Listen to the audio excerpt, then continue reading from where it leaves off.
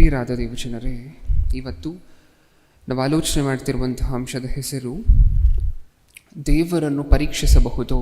ಅಂಶದ ಹೆಸರನ್ನು ಇನ್ನೊಂದು ಸಾರಿ ಹೇಳ್ತಿದ್ದೇನೆ. ಇವತ್ತು ನಾವು ಆಲೋಚನೆ ಮಾಡ್ತಿರುವಂಥ ಅಂಶದ ಹೆಸರು ದೇವರನ್ನು ಪರೀಕ್ಷಿಸಬಹುದಾ. ಓಕೆ, ಇಷ್ಟಕ್ಕೂ ಈ ಅಂಶವನ್ನು ಏನಕ್ಕೋಸ್ಕರ ಆಲೋಚನೆ ಮಾಡ್ತಿದ್ದೀವಿ?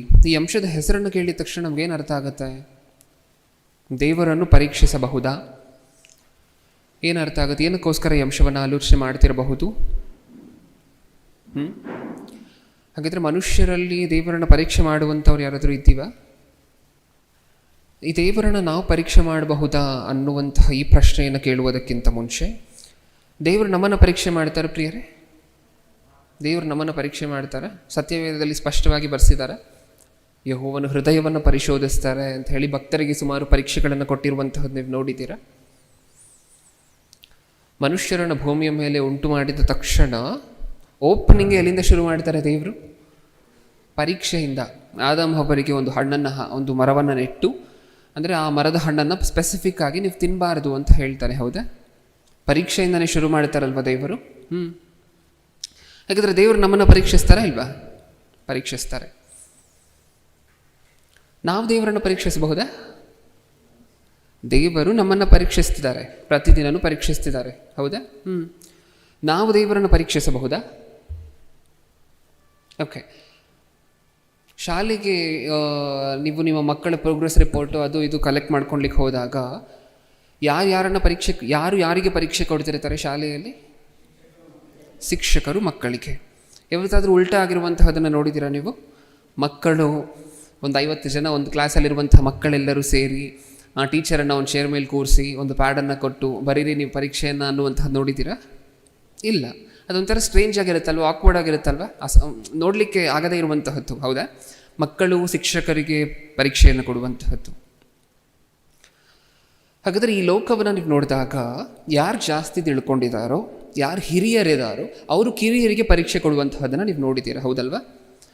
ಜ್ಞಾನಿಗಳು ಅವರಿಗಿಂತ ಸ್ವಲ್ಪ ಕಡಿಮೆ ಜ್ಞಾನ ಇರುವಂಥವರಿಗೆ ಪರೀಕ್ಷೆ ಕೊಟ್ಟು ಉತ್ತೀರ್ಣರಾಗಿ ಮಾಡುವಂತಹದ್ದನ್ನು ನೀವು ನೋಡಿದ್ದೀರಾ. ಅದಕ್ಕೋಸ್ಕರ ಶಿಕ್ಷಕರು ಮಕ್ಕಳಿಗೆ ಕೊಡ್ತಿರ್ತಾರೆ. ಯಾಕೆಂದರೆ ಶಿಕ್ಷಕರು ಈ ಪರೀಕ್ಷೆಗಳನ್ನೆಲ್ಲ ಬರೆದು ಆ ಸ್ಟೇಜನ್ನು ದಾಟಿ ಮುಂದೆ ಹೋಗಿರ್ತಾರೆ. ಹೌದಾ? ಹಾಗಿದ್ರೆ ಶಿಕ್ಷಕರು ಮಕ್ಕಳಿಗೆ ಪರೀಕ್ಷೆ ಕೊಡ್ಬೋದು. ಈ ಲೋಕದ ನಿಯಮ ಏನು? ಶಿಕ್ಷಕರು ಮಕ್ಕಳಿಗೆ ಪರೀಕ್ಷೆ ಕೊಡ್ಬೋದು, ಮಕ್ಕಳು ಶಿಕ್ಷಕರಿಗೆ ಪರೀಕ್ಷೆ ಕೊಡಬಾರದು. ಅದು ಈ ಲೋಕದ ನಿಯಮ. ಹೌದಾ? ಚಿಕ್ಕವರು ಯಾವತ್ತು ದೊಡ್ಡವರಿಗೆ ಪರೀಕ್ಷೆ ಕೊಡಬಾರದಲ್ವ? ಅದು ಈ ಲೋಕದ ನಿಯಮ. ಓಕೆ, ಹಾಗೆ ಇನ್ನೊಂದು ಸ್ವಲ್ಪ ಮುಂದೆ ಹೋದರೆ ಪತಿ ಪತ್ನಿ, ಗಂಡ ಹೆಂಡತಿಯ ಮಧ್ಯ ಆಗಾಗ ಗಂಡನಿಗೆ ಯಾವುದೋ ಒಂದು ರೀತಿಯಾಗಿರುವಂಥ ಸಂದೇಹನೋ ಇನ್ನೊಂದು ಮತ್ತೊಂದು ಬಂದು ನೀ ಎಲ್ಲಿ ಹೋಗಿದ್ದೆ, ಏನಕ್ಕೆ ಇಷ್ಟೊಂದು ಲೇಟು, ಅದು ಇದು ಎಲ್ಲ ಕೇಳಬೇಕಾದ್ರೆ ಹೆಂಡತಿಯ ಬಾಯಿಂದ ಒಂದು ಮಾತು ಬರುತ್ತೆ. ಏನು? ನನ್ನನ್ನು ಅನುಮಾನ ಪಡ್ತಿದ್ದೀರಾ, ಸಂಶಯ ಪಡ್ತಿದ್ದೀರಾ, ನನ್ನನ್ನೇ ಪರೀಕ್ಷಿಸ್ತಿದ್ದೀರಾ ಅಂತ. ಹೌದಾ? ಅದೇ ರೀತಿ ಹೆಂಡತಿ ಗಂಡನಿಗೆ ಪ್ರಶ್ನೆಗಳನ್ನು ಕೇಳಿದ್ಲು ಅಂತ ಅಂದ್ಕೊಳ್ಳಿ. ಏನಂತ? ಏನಕ್ಕೆ ಇಷ್ಟೊಂದು ತಡವಾಯಿತು, ಆಫೀಸ್ 5 ಗಂಟೆಗಲ್ವ ಮುಗ್ದಿದ್ದು ಅಂತ ಹೇಳಿ. ಆವಾಗ ಗಂಡನ ಬಾಯಿಂದ ಒಂದು ಮಾತು ಬರುತ್ತೆ. ಏನು? ನನ್ನನ್ನು ಪರೀಕ್ಷಿಸ್ತಿದ್ಯಾ, ಸಂಶಯ ಪಡ್ತಿದ್ಯಾ ಅಂತ ಹೇಳಿ. ಹೌದಾ? ಹಾಗಿದ್ರೆ ಇವರಿಬ್ಬರು ಯಾರು? ಗಂಡ ಹೆಂಡತಿಯರಿಬ್ಬರು ಯಾರು? ಸಮಾನರು. ಹೌದಾ ಇಲ್ವಾ? ಸಮಾನರು. ಅಂದರೆ ಸಮಾನರ ಮಧ್ಯನೂ ಏನು ನಡಿಬಾರ್ದು? ಸಮಾನರ ಮಧ್ಯನೂ ಏನು ನಡಿಬಾರ್ದು? ಪರೀಕ್ಷೆ ನಡಿಬಾರ್ದು. ಚೆನ್ನಾಗಿರೋದಿಲ್ಲ. ಹೌದಾ? ನೋಡಲಿಕ್ಕೆ ದೊಡ್ಡವರು ಚಿಕ್ಕವರನ್ನು ಪರೀಕ್ಷಿಸಬಹುದು, ಚಿಕ್ಕವರು ದೊಡ್ಡವರನ್ನು ಪರೀಕ್ಷಿಸಬಾರದು, ಸಮಾನರು ಒಬ್ಬರನ್ನು ಇನ್ನೊಬ್ಬರು ಪರೀಕ್ಷಿಸಬಾರದು. ಅದು ಈ ಲೋಕದ ನಿಯಮ. ಓಕೆ, ಈಗ ಇದಿಷ್ಟು ನಾನು ಹೇಳಿರುವಂತಹ ಇಷ್ಟು ನಿಮ್ಮ ತಲೆಯಲ್ಲಿ ಇಟ್ಕೊಂಡು ಇವಾಗ ಹೇಳಿ, ದೇವರನ್ನು ನಾವು ಪರೀಕ್ಷಿಸಬಹುದಾ? ನಾನು ಹೇಳಿರುವಂತಹ 2 ಉದಾಹರಣೆಗಳನ್ನು ನಿಮ್ಮ ತಲೆಯಲ್ಲಿ ಇಟ್ಕೊಂಡು ಉತ್ತರ ಕೊಡಿ. ದೇವರನ್ನು ನಾವು ಪರೀಕ್ಷಿಸಬಹುದಾ, ಪರೀಕ್ಷಿಸಬಾರದಾ? ಓಕೆ, ಹಾಗಿದ್ರೆ ಸತ್ಯವೇದದಲ್ಲಿ ಒಂದು ವಚನವನ್ನು ನೋಡೋಣ. ಕೀರ್ತನೆಗಳು 34ನೇ ಅಧ್ಯಾಯ, ಕೀರ್ತನೆಗಳು 34ನೇ ಅಧ್ಯಾಯ 8ನೇ ವಚನ, 34:8. ಯೆಹೋವನು ಸರ್ವೋತ್ತಮನೆಂದು ಅನುಭವದಿಂದ ತಿಳುಕೊಳ್ಳಿರಿ, ಆತನನ್ನು ಆಶ್ರಯಿಸಿಕೊಂಡವರು ಎಷ್ಟೋ ಧನ್ಯರು. ಯೆಹೋವನು ಸರ್ವೋತ್ತಮನೆಂದು, ಯೆಹೋವನು ಸರ್ವೋತ್ತಮನೆಂದು. ಸರ್ವೋತ್ತಮನು ಅಂದರೆ ಏನು? ಸರ್ವೋತ್ತಮನು ಅಂದರೆ ಏನು? ಸರ್ವರಲ್ಲಿ ಉತ್ತಮನು. ನಿಮ್ಮ ಕಣ್ಣಿಗೆ ಲೋಕದಲ್ಲಿ ಒಂದು 10,000 20,000 ದೇವರುಗಳು ಅಂತ ಅನ್ನಿಸ್ಕೊಂಡಿರುವಂಥವರು ಕಾಣಿಸ್ಬಹುದು. ಹೌದಾ? ಕಾಣಿಸ್ತಾರ? ಕೋಟ್ಯಾನುಕೋಟಿ ದೇವರುಗಳು ಅಂತ ಅನ್ನಿಸ್ಕೊಂಡಿರುವಂಥವ್ರು ಕಾಣಿಸ್ತಾರ ನಿಮ್ಮ ಕಣ್ಣಿಗೆ ಲೋಕದಲ್ಲಿ? ಹಾಂ. ಈ ಇಷ್ಟೂ ಜನ ದೇವರುಗಳು ಅಂತ ಅನ್ನಿಸ್ಕೊಂಡಿರುವಂಥವರಲ್ಲಿ ನಿಜವಾದ ದೇವರು ಸೃಷ್ಟಿಕರ್ತರಾಗಿರುವಂತಹ ಯೆಹೋವನೇ ಅಂತ ಹೇಳಿ ಇಷ್ಟೂ ದೇವರುಗಳಲ್ಲಿ ಸರ್ವದೇವರುಗಳಲ್ಲಿ ಯೆಹೋವನೇ ಉತ್ತಮನು, ನಮ್ಮನ್ನು ಸೃಷ್ಟಿ ಮಾಡಿದಂತಹ ದೇವರೇ ಉತ್ತಮರು, ಯೇಸು ಕ್ರಿಸ್ತರೇ ಉತ್ತಮರು ಅಂತ ಹೇಳಿ ಹೆಂಗೆ ತಿಳ್ಕೊಬೇಕಂತೆ? ಅನುಭವದಿಂದ. ಅನುಭವ ಆಗಬೇಕು ಅಂತ ಹೇಳಿದ್ರೆ ಏನು ಮಾಡಬೇಕು? ಪರೀಕ್ಷೆ ಮಾಡಬೇಕು. ಪರೀಕ್ಷೆ ಮಾಡದೆ ಅನುಭವ ಆಗತ್ತಾ? ಪರೀಕ್ಷೆ ಮಾಡದೆ ಅನುಭವ ಆಗತ್ತಾ? ಶಾಲೆಗೆ ಒಬ್ಬ ವಿದ್ಯಾರ್ಥಿ ಬಂದಿರ್ತಾನೆ ಅಂತ ಅಂದ್ಕೊಳ್ಳಿ. ದಿನ ಕೂತ್ಕೊಂಡು ತನಗೆಲ್ಲ ಗೊತ್ತಿರೋನಿಗೆ ತಲೆ ಆಡಿಸ್ತಾನೆ ಇರ್ತಾನೆ, ಟೀಚರ್ ಹೇಳೋದಕ್ಕೆಲ್ಲ. ಒಂದಿನ ಬರುತ್ತೆ ಪರೀಕ್ಷೆ. ಪರೀಕ್ಷೆ ಬಂದ ನಂತರ 25ಕ್ಕೆ ಬಂದಿರುತ್ತೆ 0, 1, 2 ಅಂತ ಹೇಳಿ. ಹೌದಾ? ಅವತ್ತು ಬಾಯಿಂದ ಬರುತ್ತೆ, ಟೀಚರ್ ಬಾಯಿಂದ ಏನು ಬರುತ್ತೆ? ನೀನು ಏನೋ ಅಂದ್ಕೊಂಡ್ಬಿಟ್ಟಿದ್ದೆ ಕಣೋ, ನನಗೆ ಅನುಭವ ಇರಲಿಲ್ಲ, ಎಲ್ಲದಕ್ಕೂ ತಲೆ ಆಡಿಸ್ತಿದ್ದಲ್ಲ, ಇವತ್ತು ಗೊತ್ತಾಯಿತು ನಿನ್ನ ಬಂಡವಾಳ ಏನು ಅಂತ ಹೇಳಿ ಅವಾಗ ಟೀಚರ್ ಹೇಳ್ತಾರೆ. ಹೌದಾ? ಅವಾಗ ಗೊತ್ತಾಗುತ್ತೆ ಟೀಚರ್ಗೆ ಏನಂತ, ಓ ಈತನ ಬಂಡವಾಳ ಇಷ್ಟೇ. ಯಾವಾಗ ಗೊತ್ತಾಯಿತು ಟೀಚರ್ಗೆ ಆ ವಿದ್ಯಾರ್ಥಿಯ ಬಂಡವಾಳ? ಯಾವಾಗ ಗೊತ್ತಾಯಿತು? ಪರೀಕ್ಷೆ ಇಟ್ಟ ಮೇಲೆ. ಹೌದಲ್ವಾ? ಕೂತ್ಕೊಂಡು 3 ಹೊತ್ತು ತಲೆ ಆಡಿಸ್ತಾನೆ ಇರ್ತಾನೆ, ಟೀಚರ್ ಹೇಳೋದಕ್ಕೆಲ್ಲ ಅರ್ಥ ಆಯ್ತಾ ಅಂದರೆ ಹ್ಞೂ ಅಂತಾನೆ ಎಲ್ಲರಿಗಿಂತ ಫಸ್ಟು. ಆದರೆ ಪರೀಕ್ಷೆಯಲ್ಲಿ ಮಾತ್ರ 0 ತೊಗೊಂಡಿದ್ದಾನೆ. ಇವಾಗ ಗೊತ್ತಾಗಿದೆ ಟೀಚರ್ಗೆ, ಪರೀಕ್ಷೆ ಇಟ್ಟ ನಂತರ ಗೊತ್ತಾಯಿತು. ಹೌದಾ? ಎಲ್ಲೂ ದೇವರು ಹೇಳ್ತಿದ್ದಾರೆ, ನೀವು ನನ್ನನ್ನು ಹಾಗೆ ನಂಬುವಂಥ ಅವಶ್ಯಕತೆ ಇಲ್ಲ ಮಕ್ಕಳ. ಹೇಗೆ ನಂಬಬೇಕು? ನೀವು ನನ್ನನ್ನು ಪರೀಕ್ಷಿಸಿ ನಂಬಬೇಕು. ಪರೀಕ್ಷಿಸಿದ್ರೆ ನಿಮ್ಗೆ ಅನುಭವ ಸಿಕ್ಕುತ್ತೆ. ಆ ಅನುಭವದಿಂದ ನೀವು ನನ್ನನ್ನು ನಂಬಬೇಕು. ಅಷ್ಟೇ ಅಲ್ಲ, ಭಕ್ತರು ಸುಮಾರು ಸಾರಿ ಪರೀಕ್ಷೆ ಮಾಡಿದ್ದಾರೆ ದೇವರನ್ನು. ಆ ಭಕ್ತರು ಪರೀಕ್ಷೆ ಮಾಡಿದಾಗೆಲ್ಲ ದೇವರಿಗೆ ಕೋಪ ಬಂದಿಲ್ಲ. ಕೆಲವು ಸಾರಿ ಕೋಪ ಬಂದಿಲ್ಲ. ಹಾಗಾದರೆ ಪರೀಕ್ಷಿಸಬಾರ್ದಲ್ವ ದೇವರನ್ನು? ಲೋಕದ ನಿಯಮದ ಪ್ರಕಾರ ಚಿಕ್ಕವರು ಯಾವತ್ತು ದೊಡ್ಡವರನ್ನು ಪರೀಕ್ಷೆ ಮಾಡೋದಿಲ್ಲ ಅಲ್ವಾ? ಹಾಗಾದರೆ ಮನುಷ್ಯರು ದೇವರನ್ನು ಪರೀಕ್ಷಿಸಬಾರ್ದಲ್ವ? ಶಾಲೆಗೆ ಹೋದರೆ ವಿದ್ಯಾರ್ಥಿಗಳು ಶಿಕ್ಷಕರನ್ನ ಪರೀಕ್ಷೆ ಮಾಡೋ ಹಾಗಿಲ್ಲ, ಕಾಲೇಜಿಗೆ ಹೋದರೆ ಸ್ಟೂಡೆಂಟ್ಸ್ ಲೆಕ್ಚರರ್ಸ್ನ ಪರೀಕ್ಷೆ ಮಾಡೋ ಹಾಗಿಲ್ಲ. ಹೌದಾ? ಗಂಡ ಹೆಂಡತಿಯನ್ನು ಪರೀಕ್ಷೆ ಮಾಡೋ ಹಾಗಿಲ್ಲ, ಹೆಂಡತಿ ಗಂಡನನ್ನು ಸಂಶಯ ಪಡೋ ಹಾಗಿಲ್ಲ, ಪರೀಕ್ಷೆ ಮಾಡೋ ಹಾಗಿಲ್ಲ. ಈ ಲೋಕದಲ್ಲಿ ಚಿಕ್ಕವರು ದೊಡ್ಡವರನ್ನು ಪರೀಕ್ಷೆ ಮಾಡುವಂಥ ಅವಕಾಶ ನಮಗಿಲ್ಲದೇ ಇರಬಹುದು. ಆದರೆ ದೇವರು ನಮಗೆ ಕೊಟ್ಟಿರುವಂಥ ಅತಿ ದೊಡ್ಡದಾಗಿರುವಂತಹ ಅದ್ಭುತವಾಗಿರುವಂಥ ಅವಕಾಶ ಏನು ಗೊತ್ತಾ?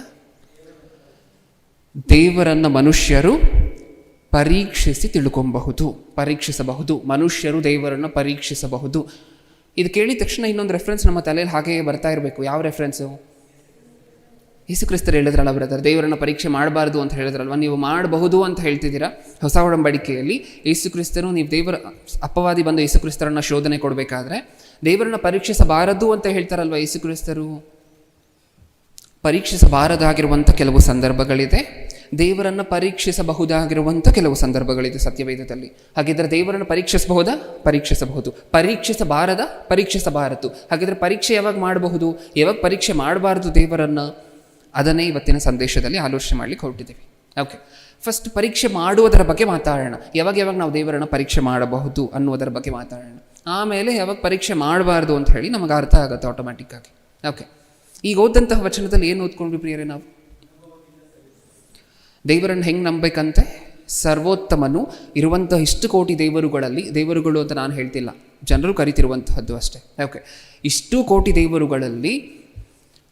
ಕೋಟಿ ದೇವರುಗಳಲ್ಲಿ ಸರ್ವರಲ್ಲೂ ಉತ್ತಮನು ನಮ್ಮ ಸೃಷ್ಟಿಕರ್ತನಾಗಿರುವಂತಹ ಯೆಹೋವನೇ, ಅಥವಾ ನಮಗೋಸ್ಕರ ಪ್ರಾಣ ಕೊಟ್ಟಿರುವಂಥ ಯೇಸು ಕ್ರಿಸ್ತರೇ ಅಂತ ಹೇಳಿ ನಾವು ಹೆಂಗೆ ನಂಬಬೇಕಂತೆ? ಅನುಭವದಿಂದ ಎಷ್ಟು ಜನ ನಂಬಿದ್ದೀವಿ? ಇಲ್ಲಿರುವಂಥವರಲ್ಲಿ ಅನುಭವದಿಂದ ದೇವರನ್ನ ನಂಬಿರುವಂಥವ್ರು ಎಷ್ಟು ಜನ ಇದ್ದೀವಿ? ಹೌದಾ?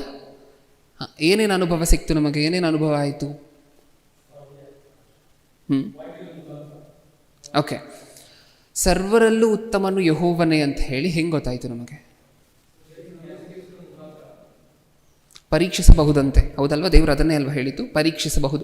ಸತ್ಯವೇದದಿಂದ ಒಂದಷ್ಟು ಭಕ್ತರು ಪರೀಕ್ಷೆ ಮಾಡಿರುವಂತಹದನ್ನು ನಿಮಗೆ ತೋರಿಸ್ತೀನಿ, ಅದಾದ ನಂತರ ಹೇಳಿ ನನಗೆ. ಓಕೆ, ಮೊಟ್ಟ ಮೊದಲನೇದಾಗಿ ನ್ಯಾಯಸ್ಥಾಪಕರ ಗ್ರಂಥ 6ನೇ ಅಧ್ಯಾಯ, ನ್ಯಾಯಸ್ಥಾಪಕರ ಗ್ರಂಥ 6ನೇ ಅಧ್ಯಾಯ 17ನೇ ವಚನ, 6:17. ಇದನ್ನು ಓದುವುದಕ್ಕಿಂತ ಮುಂಚೆ ಒಂದು ಬ್ಯಾಕ್ಗ್ರೌಂಡ್ ಕೊಡಬೇಕು, ಎಲ್ಲ ಓಪನ್ ಮಾಡಿ ಇಟ್ಕೊಳ್ಳಿ. 6:17 ಯಾರ ಸಂದರ್ಭ ಓದ್ತಿದ್ದೀವಿ? ಗಿದ್ಯೋನನ ಸಂದರ್ಭ. ಗಿದ್ಯೋನನು ನಮ್ಮೆಲ್ಲರಿಗೂ ಗೊತ್ತಲ್ವ? ಓಕೆ, ಈಗ ಗಿದ್ಯೋನನಿಗೆ ಹೇಳ್ತಾರೆ ದೇವರು, ನೀನು ಯುದ್ಧ ಮಾಡಬೇಕಾಗಿದೆ, ದೇವರ ಪ್ರಜೆಗಳ ಪರವಾಗಿ ನೀನು ಯುದ್ಧಕ್ಕೆ ಹೋಗಬೇಕಾಗಿದೆ ಅಂತ ಹೇಳಿ ಗಿದ್ಯೋನನಿಗೆ ಹೇಳ್ತಾರೆ. ಹೌದಾ? ಈಗ ಯಾವುದೋ ಒಂದು ಸೌಂಡ್ ಕೇಳಿಸ್ತು, ಏನೋ ಒಂದು ಕೇಳಿಸ್ತು, ಈ ಥರ ಯುದ್ಧಕ್ಕೆ ಹೋಗಬೇಕು ಅಂತ ಹೇಳಿ ಒಬ್ಬ ಮನುಷ್ಯನಿಗೆ ಗೊತ್ತಾಯಿತು. ನೀನು ಯುದ್ಧಕ್ಕೆ ಹೋಗು ಅಂತ ಯಾರೋ ಬಂದು ಹೇಳಿದ್ರು. ಈಗ ಗಿದ್ಯೋನನು ಮಾಡಿದಂತಹ ಪ್ರಶ್ನೆ ಏನು ಗೊತ್ತಾ? ಇಷ್ಟಕ್ಕೂ ದೇವದೂತನು ಬಂದು ಗಿದ್ಯೋನನಿಗೆ ಹೇಳುವಂತಹದ್ದು, ನೀನು ಯುದ್ಧಕ್ಕೆ ಹೋಗಬೇಕು ಇಸ್ರಾಯೇಲಿಯರ ಪರವಾಗಿ ಅಂತ ಹೇಳಿ.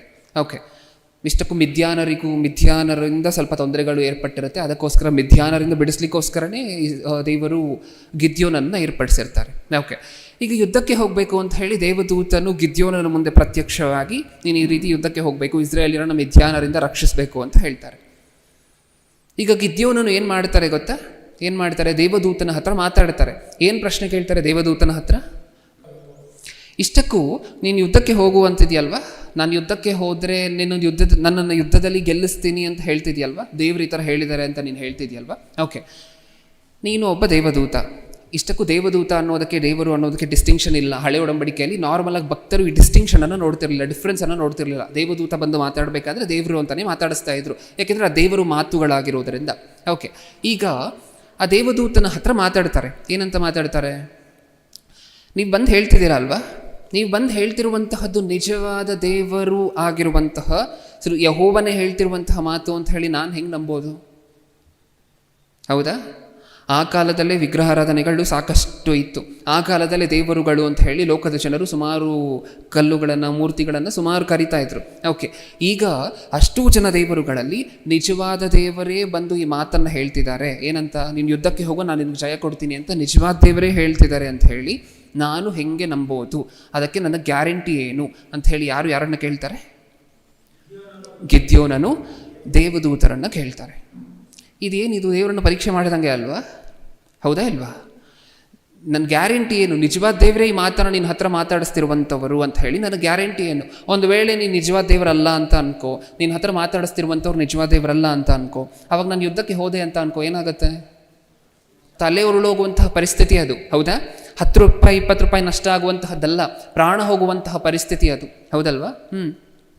ಹಾಗಿದ್ರೆ ನಿನ್ನ ಹತ್ರ ಮಾತಾಡಿಸ್ತಿರುವಂಥವ್ರು ನಿಜವಾದ ದೇವರೇ ಅನ್ನೋದಕ್ಕೆ ನನ್ನ ಗ್ಯಾರಂಟಿ ಏನು? ಪರೀಕ್ಷೆ ಮಾಡ್ತಿದ್ದಾರೆ ದೇವರನ್ನು. ನಮ್ಮ ಭಾಷೆಯಲ್ಲಿ ಹೇಳಬೇಕಂದ್ರೆ ಪರೀಕ್ಷಿಸ್ತಿದ್ದಾರೆ ದೇವರನ್ನು. ಈಗ ದೇವರಿಗೆ ಏನು ಬರಬೇಕು? ಕೋಪ ಬರಬೇಕಲ್ಲ. ಒಂದು ವೇಳೆ ಪರೀಕ್ಷೆ ಮಾಡುವಂತಹದ್ದು ತಪ್ಪಾದರೆ, ದೇವರನ್ನು ಪರೀಕ್ಷಿಸುವಂತಹದ್ದು ತಪ್ಪಾದರೆ, ಈ ಮಾತು ಕೇಳಿಸ್ಕೊಂಡಿದ್ದ ತಕ್ಷಣ ದೇವ್ರಿಗೆ ಏನು ಬರಬೇಕು? ಕೋಪ ಬರಬೇಕು. ಬಂತ ನೋಡೋಣ.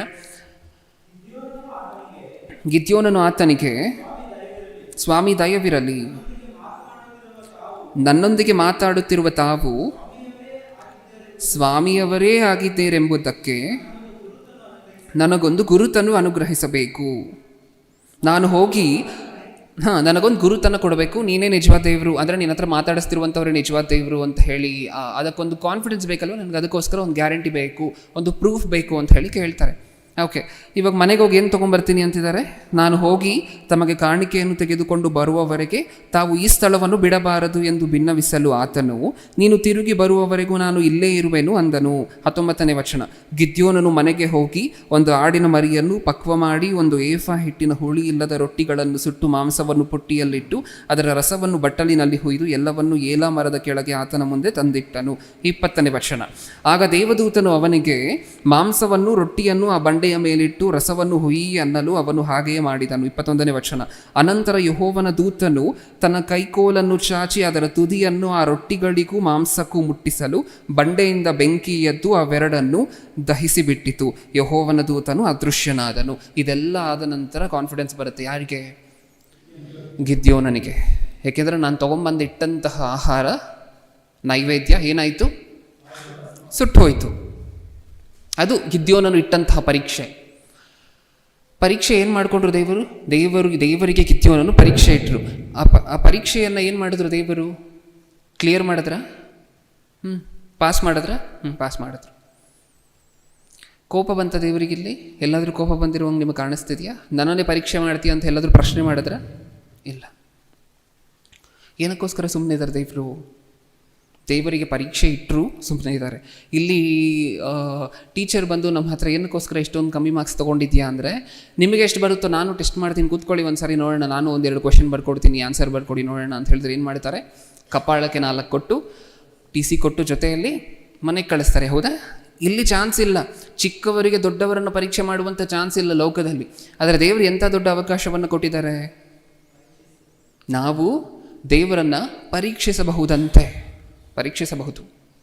ಓಕೆ, ಇಷ್ಟಕ್ಕೂ ಗಿದ್ಯೋನನು ಇದೊಂದೇ ಪರೀಕ್ಷೆಯನ್ನಲ್ಲ ಪ್ರಿಯರೇ ಕೊಡುವಂತಹದ್ದು. 36ನೇ ವಚನವನ್ನು ಓದೋಣ. 36ನೇ ವಚನದಲ್ಲಿ, ಮತ್ತು ಗಿದ್ಯೋನನು ದೇವರಿಗೆ, ನೀನು ಹೇಳಿದಂತೆ ಇಸ್ರಾಯೇಲ್ಯರನ್ನು ನನ್ನ ಮೂಲಕವಾಗಿ ರಕ್ಷಿಸುವೆಯೋ ಇಲ್ಲವೋ ಎಂಬುದನ್ನು ತಿಳಿಯಪಡಿಸು. ಈಗೋ ದೇವರಿಗೆ ಈತನು ಕೊಡ್ತಿರುವಂತಹ ಸೆಕೆಂಡ್ ಟೆಸ್ಟ್ ಏನಂತೆ, ಈಗೋ ನಾನು ಕಣದಲ್ಲಿ ಕುರಿಯ ತುಪ್ಪಟವನ್ನು ಇಡುತ್ತೇನೆ, ಅದರಲ್ಲಿ ಮಾತ್ರ ಮಂಜು ಬಿದ್ದು ನೆಲವೆಲ್ಲ ಒಣಗಿದ್ದರೆ ನೀನು ಹೇಳಿದಂತೆ ಇಸ್ರಾಯೇಲ್ಯರನ್ನು ನನ್ನ ಮೂಲಕವಾಗಿ ರಕ್ಷಿಸುವೆ ಎಂದು ತಿಳಿಯುವೆನು ಎಂಬುದಾಗಿ ವಿಜ್ಞಾಪಿಸಿದನು. ಓಕೆ, ಇಲ್ಲೇನಂತಿದ್ದಾರೆ, ಪ್ರಭು ನಾನೊಂದು ಐಟಮನ್ನು ತೊಗೊಂಡ್ಬಂದು ಇಡ್ತೀನಿ, ಒಂದು ವಸ್ತುವನ್ನು ತೊಗೊಂಡು ಇಡ್ತೀನಿ. ಅಲ್ಲಿ ಹೇಳಿದಾರಲ್ವ, ತುಪ್ಪಟವನ್ನು ಇಡುತ್ತೇನೆ, ಅದರಲ್ಲಿ ಮಾತ್ರ ಮಂಜು ಬಿದ್ದು ನೆಲವೆಲ್ಲ ಒಣಗಿದ್ದಾರೆ. ಅದರ ಸುತ್ತ ಇರುವಂಥ ನೆಲ ಎಲ್ಲ ಒಣಗಿರ್ಬೇಕಂತೆ. ಈತನಿಡುವಂಥ ಐಟಮ್ ಮೇಲೆ ಮಾತ್ರ ಮಂಜಿರಬೇಕು. ಹೌದಾ? ಹಿಂಗೇನಾದರೂ ಆದರೆ ನೀನು ಇಸ್ರಾಯೇಲ್ಯರನ್ನು ನನ್ನ ಮೂಲಕವಾಗಿ ರಕ್ಷಿಸ್ತೀಯ, ಅಂದರೆ ನಾನು ಯುದ್ಧಕ್ಕೆ ಹೋದರೆ ಇಸ್ರಾಯೇಲ್ಯರ ಪರವಾಗಿ ನಾವು ಜಯ ಹೊಂದುತ್ತೀವಿ ಅಂತ ಹೇಳಿ ನಾನು ನಂಬುತ್ತಿದ್ದೀನಿ. ಇದು ಸೆಕೆಂಡ್ ಟೆಸ್ಟ್, ದೇವರಿಗೆ ಕೊಡ್ತಿರುವಂತಹ 2ನೇ ಎಕ್ಸಾಮ್. ಇಲ್ಲಿ ಕೋಪ ಬರುತ್ತೆ ದೇವರಿಗೆ, ಹೋಗಲಿ ನೋಡೋಣ ಮುಂದೆ. ಇಲ್ಲಿ ಕೋಪ ಬರುತ್ತೆ ದೇವರಿಗೆ. 38ನೇ ವಚನ, ಹಾಗೆಯೇ ಆಯಿತು, ಅವನು ಮರುದಿವಸ ಹೊತ್ತಾರೆಯಲ್ಲಿ ಎದ್ದು ತುಪ್ಪಟವನ್ನು ಒತ್ತಿ ಹಿಂಡಲು ಮಂಜಿನ ನೀರು ಒಂದು ಬಟ್ಟಲು ತುಂಬ ಆಯಿತು. ಪಾಸ್ ಆದ್ರೆ ದೇವರು ಕೋಪ ಮಾಡ್ಕೊಂಡ್ರ? ಟೆಸ್ಟ್ ಮಾಡ್ತಿರೋದಕ್ಕೋಸ್ಕರ ಕೋಪ ಮಾಡ್ಕೊಂಡ್ರ? ಇಲ್ಲ, ಅಲ್ಲಿಗೆ ನಿಲ್ಲಿಸೋದಿಲ್ಲ ಗಿದ್ಯೋನನು. ಇನ್ನೊಂದು ಸಾರಿ ಮಾತಾಡ್ತಾನೆ. 39ನೇ ವಚನ, ಅವನು ತಿರುಗಿ ದೇವರಿಗೆ, ಸ್ವಾಮಿ ಸಿಟ್ಟಾಗಬಾರದು, ಇನ್ನೊಂದು ಸಾರಿ ಮಾತಾಡುತ್ತೇನೆ. ಅಂದರೆ ಇನ್ನೊಂದು ಸಾರಿ ಮಾತಾಡ್ತೀನಿ ಅಂದರೆ ಇನ್ನೊಂದೇ ಒಂದು ಚಿಕ್ಕ ಟೆಸ್ಟ್ ಇದೆ ತಂದೆ ಅಂತ ಕೇಳ್ತಿದ್ದಾರೆ. ಇವಾಗೇನಂತೆ ಟೆಸ್ಟು, ಇನ್ನು ಒಂದೇ ಸಾರಿ ತುಪ್ಪಟದಿಂದ ನಿನ್ನನ್ನು ಪರೀಕ್ಷಿಸುವುದಕ್ಕೆ ಅಪ್ಪಣೆಯಾಗಲಿ. ಪರೀಕ್ಷಿಸುವುದಕ್ಕೆ ಅಂದರೆ ನಾನು ಪರೀಕ್ಷೆ ಮಾಡ್ತಿದ್ದೀನಿ ಅಂತ ಈತನ ಹೇಳ್ತಿದ್ದಾರೆ ಬಾಯ್ಬಿಟ್ಟು. ಪರೀಕ್ಷಿಸುವುದಕ್ಕೆ ಅಪ್ಪಣೆಯಾಗಲಿ, ಈ ತುಪ್ಪಟವು ಮಾತ್ರ ಒಣಗಿದ್ದು ನೆಲದ ಮೇಲೆಲ್ಲ ಹನಿ ಬಿದ್ದರಲ್ಲಿ ಅಂದನು. ಹಿಂದೆ ಕೊಟ್ಟಂತಹ ಟೆಸ್ಟ್ ಏನು? ಒಂದು ತುಪ್ಪಟವನ್ನು ಇಡ್ತಿದ್ದೀನಿ, ಈ ಐಟಮ್ ಮೇಲೆ ಮಾತ್ರ ಮಂಜು ಬಿದ್ದು ಉಳಿದಂತಹದ್ದೆಲ್ಲ ಒಣಗಿರಬೇಕು. ಹೌದಾ? ಇವಾಗ ಕೊಡ್ತಿರುವಂಥ ಟೆಸ್ಟ್ ಏನು? ಉಲ್ಟಾ. ಹೌದಾ? ಒಂದು ಐಟಮನ್ನು ಇಡ್ತಿದ್ದೀನಿ, ಇದ್ರ ಮೇಲೆ ಇದು ಮಾತ್ರ ಒಣಗಿರಬೇಕು, ಸುತ್ತ ಇರುವಂತಹ ನೆಲ ಎಲ್ಲ ಒದ್ದೆ ಆಗಿರಬೇಕು, ಮಂಜಾಗಿರಬೇಕು. ಇವಾಗ ಹೋಗ್ಲಿ ಕೋಪ ಮಾಡ್ಕೊಂಡ್ರ ದೇವರು ಅಂತ ಹೇಳಿ ನೋಡೋಣ. 40ನೇ ವಚನ, ಆ ರಾತ್ರಿ ದೇವರು ಹಾಗೆಯೇ ಮಾಡಿದನು, ತುಪ್ಪಟವು ಮಾತ್ರ ಒಣಗಿತ್ತು, ನೆಲದ ಮೇಲೆಲ್ಲ ಹನಿ ಬಿದ್ದಿತ್ತು. ಎಷ್ಟು ಸರಿ ಪರೀಕ್ಷಿಸಿದ್ರು ದೇವರನ್ನು? ಹೌದಾ? ಇವಾಗ ಏನು ಅನ್ನಿಸ್ತು ಇದನ್ನು ನೋಡಿದಾಗ? ಪರೀಕ್ಷಿಸ್ಬೋದ ದೇವರನ್ನು? ಕೋಪ ಮಾಡ್ಕೊಂಡ್ರ ದೇವರು? ಈ ಸಂದರ್ಭದಲ್ಲಿ ದೇವರು ಕೋಪ ಮಾಡ್ಕೊಂಡ್ರ? ಕೋಪ ಮಾಡ್ಕೊಂಡಿಲ್ಲ. ಆದರೆ ಇಲ್ಲೊಂದು ಪಾಯಿಂಟನ್ನು ಮಾತ್ರ ನೆನ್ಪಿಟ್ಕೊಳ್ಳಿ ಪ್ರಿಯರೇ. ಗಿದ್ಯೋನನು ಏನಕ್ಕೋಸ್ಕರ ದೇವರನ್ನು ಪರೀಕ್ಷಿಸ್ತಿದ್ದಾರೆ? ಈಗಾಗಲೇ ಸಾವಿರಾರು ದೇವರುಗಳಿದ್ದಾರೆ. ಇಸ್ರಾಯೇಲ್ಯರಲ್ಲೇ ಸ್ವಲ್ಪ ಜನ ದೇವರನ್ನು ನಂಬದೇ ಸಾಕಷ್ಟು ಜನ ದೇವರುಗಳನ್ನು ಮಾಡ್ಕೊಂಡಿದ್ದಾರೆ. ಇಸ್ರಾಯೇಲ್ಯರ ಸುತ್ತ ಇರುವಂಥ ಅನ್ಯ ಜನರೆಲ್ಲ ಸಾಕಷ್ಟು ದೇವರನ್ನು ಮಾಡ್ಕೊಂಡಿದ್ದಾರೆ. ಇಷ್ಟು ದೇವರುಗಳಲ್ಲಿ ತಂದೆ ನನ್ನ ಹತ್ರ ದೂತನನ್ನು ಕಳಿಸಿ ಮಾತಾಡಿದಂತಹ ದೇವರು ಯಾರು? ನಿಜವಾದ ದೇವರು ಯಾರು? ಈ ಪಾಯಿಂಟನ್ನು ಮಾತ್ರ ನೆನ್ಪಿಟ್ಕೊಳ್ಳಿ. ಗಿದ್ಯೋನನು ದೇವರನ್ನು ಟೆಸ್ಟ್ ಮಾಡಬೇಕಾದ್ರೆ ಗಿದ್ಯೋನನ ಮನಸ್ಸಿನಲ್ಲಿದ್ದಂತಹ ಪ್ರಶ್ನೆ ಒಂದೇ. ಏನೋ ಪ್ರಶ್ನೆ? ನಿಜವಾದ ದೇವರು ಯಾರು? ಅಂದರೆ ನನ್ನ ಹತ್ರ ಮಾತಾಡಿರುವಂಥವರೇ ನಿಜವಾದ ದೇವ್ರ?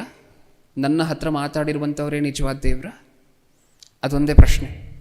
ಅದೊಂದು ಪ್ರಶ್ನೆಗೆ ಉತ್ತರಕ್ಕೋಸ್ಕರ ಇಷ್ಟೆಲ್ಲ ಮಾತಾಡ್ತಿದ್ದಾರೆ. ಹೌದಾ?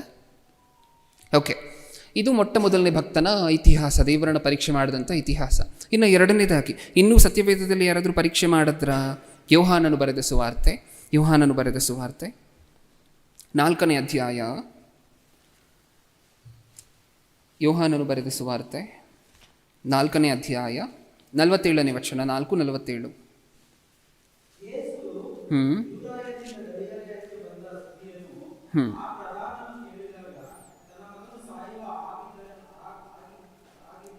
ಓಕೆ, ಕೇಳಿಸ್ಕೊಳ್ಳಿ ಇದನ್ನು ಓದುವುದಕ್ಕಿಂತ ಮುಂಚೆ ಒಂದು ನಿಮಿಷ. ಇದರ ಬ್ಯಾಕ್ಗ್ರೌಂಡ್ ಏನು ಇಷ್ಟಕ್ಕೂ? ಯೇಸು ಕ್ರಿಸ್ತರು ಕಾನಾ ಊರು ಅಂದರೆ ಯಾವುದಕ್ಕೆ ಫೇಮಸ್? ಸತ್ಯವೇದದಲ್ಲಿ ಮದುವೆ. ಯೇಸು ಕ್ರಿಸ್ತರು ಮದುವೆಗೆ ಹೋಗಿದ್ದು ಗೊತ್ತಾ ನಮಗೆ? ಗಲಿಲಾಯದಲ್ಲಿ. ಓಕೆ. ಆ ಗಲಿಲಾಯಕ್ಕೆ ಮತ್ತೆ ಬಂದಾಗ ಅಲ್ಲಿ ಅರಮನೆಯಲ್ಲಿದ್ದಂಥ ಒಬ್ಬ ಪ್ರಧಾನನು ಆತನ ಮಗನಿಗೆ ಮಗನಿಗೆ ಹುಷಾರಿರೋದಿಲ್ಲ. ನೆಕ್ಸ್ಟ್ ಮಗನಿಗೆ ಹುಷಾರಿಲ್ಲ ಅಂತ ಹೇಳಿ ಯೇಸು ಕ್ರಿಸ್ತರ ಹತ್ರ ಬಂದು, ಪ್ರಭು ಹೇಗೂ ನೀನು ನಮ್ಮ ಊರಿಗೆ ಬಂದಿದೆಯಾ ಅಲ್ವಾ, ಇಷ್ಟು ದಿನ ನಾನು ಇದಕ್ಕೋಸ್ಕರನೇ ಕಾಯ್ತಿದ್ದೆ, ದಯವಿಟ್ಟು ನನ್ನ ಮನೆಗೆ ಬಂದು ನೀನೇನು ಮಾಡಬೇಕು, ಮಗನಿಗೆ ಸ್ವಸ್ಥತೆಯನ್ನು ಮಾಡಬೇಕು ಅಂತ ಹೇಳಿ ಈತನು ಯೇಸು ಕ್ರಿಸ್ತರ ಮುಂದೆ ಬೇಡಿಕೆಯನ್ನು ಇಡ್ತಾರೆ. ಈಗ ಯೇಸು ಕ್ರಿಸ್ತರು ಏನು ಮಾಡ್ತಾರೆ, ನಿನ್ನ ಮಗನಿಗೆ ಸ್ವಸ್ಥ ಆಗತ್ತೆ ಹೋಗು ಅಂತ ಹೇಳಿ ಕಳಿಸ್ಬಿಡ್ತಾರೆ. ಹೋಗೋದಿಲ್ಲ, ಅಲ್ಲಿಗೆ ಹೋಗೋದಿಲ್ಲ. ಏನಂತ ಹೇಳಿ ಕಳಿಸ್ತಾರೆ, ನಿನ್ನ ಮಗನಿಗೆ ಸ್ವಸ್ಥ ಆಯಿತು ಹೋಗು ಅಂತ ಹೇಳಿ ಕಳಿಸ್ತಾರೆ. ಈತನ ಇನ್ನೂ ದಾರಿಯಲ್ಲಿ ಹೋಗ್ತಿರ್ಬೇಕಾದ್ರೆ ಈತನ ಆಳುಗಳು, ಈತನಿಗೆ ಒಂದು ಅಧಿಕಾರ ಇತ್ತಲ್ವ, ಅರಮನೆಯಲ್ಲಿ ಪ್ರಧಾನನು ಅಂತ ಹೇಳಿದ್ರೆ ಈತನ ಕೈ ಕೆಳಗೆ ಸುಮಾರು ಆಳುಗಳಿರ್ತಾರೆ.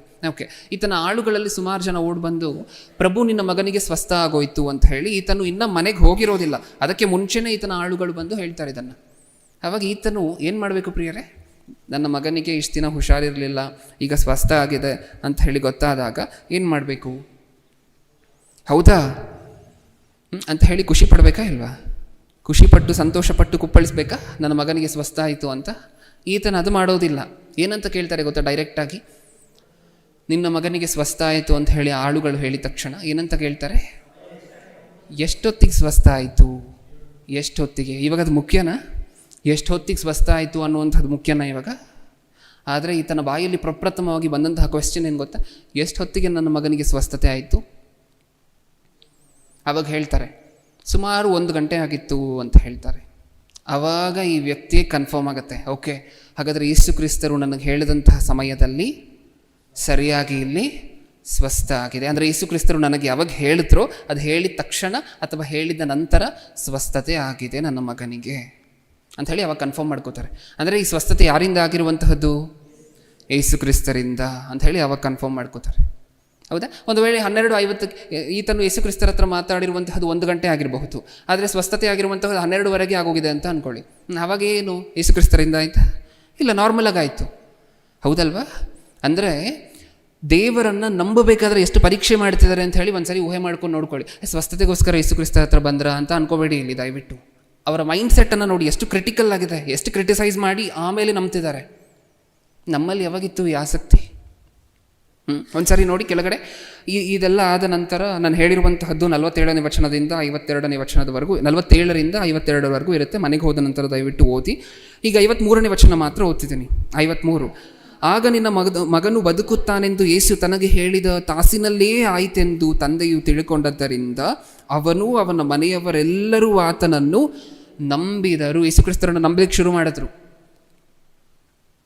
ಹೌದಾ? ಇವಾಗ ಹೇಳಿ, ಇವರು ದೇವರನ್ನು ಪರೀಕ್ಷಿಸಿದ್ರಾ ಇಲ್ವಾ? 1 ಗಂಟೆಗಾಯ್ತಾ, 12:15 12:45 12:50 ಅಂತ ಮಾತಾಡ್ತಿದ್ದಾರೆ ಅಂತ ಹೇಳಿದ್ರೆ, ಯೋಚನೆ ಮಾಡ್ತಿದ್ದಾರೆ ಅಂತ ಹೇಳಿದ್ರೆ ಏನು ಮಾಡ್ತಿದ್ದಾರೆ? ದೇವರನ್ನು ಪರೀಕ್ಷಿಸ್ತಿದ್ದಾರೆ. ಒಂದು ವೇಳೆ ಈತನಿಂದಲೇ ಸ್ವಸ್ಥತೆ ಆಯಿತಾ? ಈತನ ಹತ್ರನೇ ಆ ಬಲ ಇದೆಯಾ? ಇಲ್ಲ ಹಾಗೆ ಸ್ವಸ್ಥತೆ ಆಯಿತಾ ನನ್ನ ಮಗನಿಗೆ? ಯಾಕೆಂದರೆ ನಮಗೆ ಸಾಧಾರಣವಾಗಿ ನೆಗಡಿ ಬಂತು ಅಂತ ಅಂದ್ಕೊಳ್ಳಿ, 1-2 ದಿನ ಬಿಟ್ಟರೆ ನಾವು ಮಾತ್ರೆ ಹಾಕ್ಕೊಳ್ಳದೆ ಹೋದರೂ ಏನಾಗುತ್ತೆ? ಹೋಗುತ್ತೆ. ಹೌದಾ ಇಲ್ವಾ? ಆ ಥರ ಏನಾದರೂ ಸ್ವಸ್ಥತೆ ಆಯಿತಾ ನನ್ನ ಮಗನಿಗೆ? ಅಥವಾ ಈತನಿಂದಲೇ ಸ್ವಸ್ಥತೆ ಆಯಿತಾ? ಈತನಿಗೆ ಮಾತ್ರನೇ ಆ ಶಕ್ತಿ ಇರುವಂತಹದ್ದ? ಎಷ್ಟು ಕ್ರಿಟಿಕಲಾಗಿ ಅನಲೈಸ್ ಮಾಡ್ತಿದ್ದಾರೆ ನೋಡಿ, ನಂಬೋದಕ್ಕಿಂತ ಮುಂಚೆ. ಏನು ಮಾಡಿದ್ರು ಇವರು ಸಹ? ಯೇಸು ಕ್ರಿಸ್ತರನ್ನು ಪರೀಕ್ಷೆ ಮಾಡಿದ್ರು. ಓಕೆ, ಇವರು ಪರೀಕ್ಷೆ ಮಾಡಬೇಕಾದ್ರೇನೂ ಸಹ ಇವರ ಮನಸ್ಸಿನಲ್ಲಿದ್ದಂತಹ ಉದ್ದೇಶ ಏನು? ನಿಜವಾದ ದೇವರಿಂದನೇ ಸ್ವಸ್ಥತೆ ಆಯಿತಾ? ಒಂದು ವೇಳೆ ನನ್ನ ಮಗನಿಗೆ ನಿಜವಾದ ದೇವರಿಂದನೇ ಸ್ವಸ್ಥತೆ ಆಯಿತಾ? ಅಥವಾ ಔಷಧಿ ಕೊಟ್ಟು ಬಂದಿದ್ನಲ್ವ 9 ಗಂಟೆಗೆ, ಅದೇನಾದರೂ ಸ್ವಸ್ಥತೆ ಮಾಡ್ತಾ? ಅಥವಾ ನಿಜವಾದ ದೇವರಿಂದನೇ ಸ್ವಸ್ಥತೆ ಆಯಿತಾ? ಆ ದೇವರಿಗೆ ಆ ಶಕ್ತಿ ನಿಜವಾಗ್ಲೂ ಇದೆಯಾ? ಸ್ವಸ್ಥತೆ ಮಾಡುವಂಥ ಶಕ್ತಿ ಇದೆಯಾ? ಅದೆಲ್ಲ ವೆರಿಫೈ ಮಾಡಿಕೊಂಡ ನಂತರ ಈತನ ಮನೆಯವರು ಎಲ್ಲರೂ ಬಂದು ಬ್ಯಾಪ್ಟಿಸಮ್ ತಗೊಂಡು ರಕ್ಷಣೆ ಮಾರ್ಗದಲ್ಲಿ ಬರ್ತಾರೆ. ಇಲ್ಲೂ ಸಹ ಒಂದೇ ಒಂದು ಪ್ರಶ್ನೆಗೋಸ್ಕರ ದೇವರನ್ನು ಪರೀಕ್ಷೆ ಮಾಡ್ತಿದ್ದಾರೆ. ಯಾವ ಪ್ರಶ್ನೆ ಅದು? ನಿಜವಾದ ದೇವರು ಯಾರು? ದೇವರು ಸರ್ವೋತ್ತಮನೆಂದು ಅನುಭವದಿಂದ ತಿಳ್ಕೊಳ್ಳಿರಿ. ಇವರೆಲ್ಲ ಮಾಡ್ತಿರುವಂಥ ಕೆಲಸ ಅದೇ ಪ್ರಿಯರೇ. ಗಿದ್ಯೋನನು ಮಾಡಿದಂಥ ಕೆಲಸ ಅದೇ. ಅಷ್ಟೊಂದು ಜನ ದೇವರುಗಳಿದ್ದಾರೆ. ಅಷ್ಟು ಜನ ದೇವರುಗಳಲ್ಲಿ ನೀನೇ ಈ ಮಾತನ್ನು ಹೇಳಿಸ್ತಿದ್ಯಾ ಅಂತ ಹೇಳಿ ನಾನು ಹೆಂಗೆ ನಂಬೋದು? ಇವ್ರು ಮಾಡಿದಂತಹ ಕೆಲಸನೂ ಅದೇ. ಏನಂತ? ಎಷ್ಟೊಂದು ಜನ ದೇವರುಗಳಿದ್ದಾರೆ. ರೋಮ ಪ್ರಭುತ್ವದವರು, ರೋಮ ಸಾಮ್ರಾಜ್ಯದಲ್ಲಿದ್ದಂತಹ ಜನ ಸುಮಾರು ವಿಗ್ರಹಗಳನ್ನು ಮಾಡ್ಕೊಂಡಿದ್ದಾರೆ. ಗ್ರೀಕ್ ಸಾಮ್ರಾಜ್ಯದಲ್ಲಿದ್ದಂತಹ ಜನ ಸುಮಾರು ವಿಗ್ರಹಗಳನ್ನು ಮಾಡ್ಕೊಂಡಿದ್ದಾರೆ. ಅಪೊಲ್ಲೋ ಅದು ಇದು ಅಂತ ಹೇಳಿ ಸಾಕಷ್ಟು ಅರ್ತಮಿ ದೇವತೆ, ಎಷ್ಟೊಂದು ಜನ ದೇವರುಗಳನ್ನು ಮಾಡ್ಕೊಂಡಿದ್ದಾರೆ. ಅವರೆಲ್ಲರನ್ನ ಬಿಟ್ಟು ನಾನು ನಿನ್ನನ್ನೇ ಹೆಂಗೆ ನಂಬೋದು ದೇವರು ಅಂತ ಹೇಳಿ ಇವ್ರ ಮನಸ್ಸಲ್ಲಿದ್ದಂತಹ ಪ್ರಶ್ನೆ ಇದೆ. ಅಷ್ಟು ಜನ ದೇವರುಗಳಲ್ಲಿ ನಿಜವಾದ ದೇವರು ನೀನೇ ಅಂತ ಹೇಳಿ ಹೆಂಗೆ ನಂಬೋದು? ಅದಕ್ಕೋಸ್ಕರ ಇಷ್ಟು ಪರೀಕ್ಷೆ ಮಾಡ್ತಿದ್ದಾರೆ. ಇನ್ನೊಂದು ಘಟನೆಯನ್ನು ನೋಡೋಣ. ದೇವರನ್ನು ಪರೀಕ್ಷೆ ಮಾಡಿದ್ರು ಇನ್ನೊಬ್ಬರು ಸಹ, ಆವಾಗಲೂ ದೇವರು ಕೋಪ ಬರಲಿಲ್ಲ. ಯಾವುದು ಆ ಘಟನೆ? ಯಾವುದು? ಹಿಜ್ಕೀಯನ ಸಂದರ್ಭ ನಮ್ಮೆಲ್ಲರಿಗೂ ಗೊತ್ತು. ಅರಸುಗಳು 2ನೇ ಗ್ರಂಥ, ಅರಸುಗಳು 2ನೇ ಗ್ರಂಥ 20ನೇ ಅಧ್ಯಾಯ, 2ನೇ ಅರಸುಗಳು 20ನೇ ಅಧ್ಯಾಯ 8ನೇ ವಚನ. ಓಕೆ, ಕೇಳಿಸ್ಕೊಳ್ಳಿ ಇಲ್ಲಿ. ಈಗ ಈ ಹಿಜ್ಕೀಯನ ಬ್ಯಾಕ್ಗ್ರೌಂಡ್ ಇಲ್ಲಿ ಏನು ನಡೀತಿದೆ ಈ ಅಧ್ಯಾಯದಲ್ಲಿ ಅಂತ ಹೇಳಬೇಕಾದ್ರೆ ಏನು ನಡೀತಿತ್ತು? ಹಿಜ್ಕೀಯನಿಗೆ ಒಂದು ಮರಣಕರವಾಗಿರುವಂತಹ ರೋಗ ಬಂದಿದೆ. ಈಗ ಏಷಾಯನು ಪ್ರವಾದಿ. ಈಗ ಪ್ರವಾದಿ ಬಂದು ಹಿಜ್ಕೀಯನ ಬಳಿಯಲ್ಲಿ ಏನು ಹೇಳ್ತಾರೆ? ನೀನು ಸಾಯಲೇಬೇಕಾಗಿದೆ, ಇದು ದೇವರ ಅಪ್ಪಣೆ, ಮನೆ ವಿಚಾರವಾಗಿ ವ್ಯವಸ್ಥೆಗಳನ್ನು ಮಾಡ್ಕೋ ಅಂತ ಹೇಳಿ ಹೋಗ್ತಾರೆ. ಹೌದಾ? ಇನ್ನೂ ಇದನ್ನು ಹೇಳಿ ಏಷಾಯನು ಇನ್ನೂ ಅರಮನೆಯೂ ದಾಟಿರೋದಿಲ್ಲ. ಹಿಜ್ಕೀಯನು ಅರಮನೆಯಲ್ಲಿರ್ತಾರೆ. ಏಷಾಯನು ಬಂದು ಅರಮನೆಯಲ್ಲಿರುವಂಥ ಹಿಜ್ಕೀಯನಿಗೆ ಇದನ್ನೆಲ್ಲ ಹೇಳಿ ಹಿಂದೆ ತಿರುಗಿಕೊಂಡು ಒಂದು ಅರ್ಧನೂ ಅರಮನೆಯನ್ನು ದಾಟಿರೋದಿಲ್ಲ ಏಷಾಯನು. ಅಷ್ಟರಲ್ಲಿ ಈತನು ಹಿಜ್ಕೀಯನು ಈ ಮಾತನ್ನು ಕೇಳಿದ ನಂತರ ದೇವರಿಗೆ ಮೊರೆ ಇಡ್ತಾರೆ, ಪ್ರಾರ್ಥನೆ ಮಾಡ್ತಾರೆ. ತಂದೆ ನಾನು ಮಾಡಿರುವಂಥ ಒಳ್ಳೆ ಕೆಲಸಗಳನ್ನು ನೆನಪಿಸ್ಕೋ ಅಂತ ಹೇಳ್ತಾರೆ. ಈ ಪ್ರಾರ್ಥನೆಯೆಲ್ಲ ದೇವರು ಕೇಳಿದ ನಂತರ ಹಿಜ್ಕೀಯನಿಗೆ 15 ವರ್ಷ ಆಯುಷ್ಕಾಲದಲ್ಲಿ ಆ್ಯಡ್ ಮಾಡ್ತಾರೆ. ಎಷ್ಟು ವರ್ಷ? 15 ವರ್ಷ ಆ್ಯಡ್ ಮಾಡ್ತಾರೆ, ಸೇರಿಸ್ತಾರೆ. ಓಕೆ, ಈಗ ಮತ್ತೆ ದೇವರು ಏಷಾಯನಿಗೆ ಹೇಳ್ತಾರೆ ಏನಂತ? ನೀನು ವಾಪಸ್ ಹೋಗು, ಹಿಜ್ಕೀಯನ ಪ್ರಾರ್ಥನೆಯನ್ನು ನಾನು ಕೇಳಿದ್ದೀನಿ. ಹಿಜ್ಕೀಯನಿಗೆ ಏನಂತ ಹೇಳಬೇಕು? ನೀನು ಹೋಗಿ 15 ವರ್ಷ ಹೆಚ್ಚಿಸಿದ್ದಾರೆ, ನೀನು ನಾಡದ ದೇವಾಲಯಕ್ಕೆ ಬರ್ತೀಯಾ ಅಂತ ಹೇಳು ಅಂತ ಹೇಳಿ ವಾಪಸ್ ಕಳಿಸ್ತಾರೆ. ಈಗ ಏಷಾಯನು ಅದನ್ನು ಬಂದು ಹಿಜ್ಕೀಯನ ಮುಂದೆ ಹೇಳಿದಾಗ ಹಿಜ್ಕೀಯನಿಗೆ ಒಂದು ಕ್ವೆಶ್ಚನ್ ಬರುತ್ತೆ. ಏನು ಕ್ವೆಶ್ಚನ್? ಏನು? ನೀನು ಸ್ವಸ್ಥ ಆಗ್ತೀಯಾ ಅಂತ ಹೇಳಿ ದೇವರು ಹೇಳಿರುವಂತಹ ಮಾತನ್ನು ಏಷಾಯನು ಹಿಜ್ಕೀಯನ ಮುಂದೆ ಹೇಳ್ತಾರೆ. ಈಗ ಹಿಜ್ಕೀಯನ ಮನಸ್ಸಲ್ಲಿ ಬರುವಂತಹ ಕ್ವೆಶ್ಚನ್ ಏನು? ಈಗ ಓದೋಣ 8ನೇ ವಚನ. ಹಿಜ್ಕೀಯನು ಏಷಾಯನನ್ನು,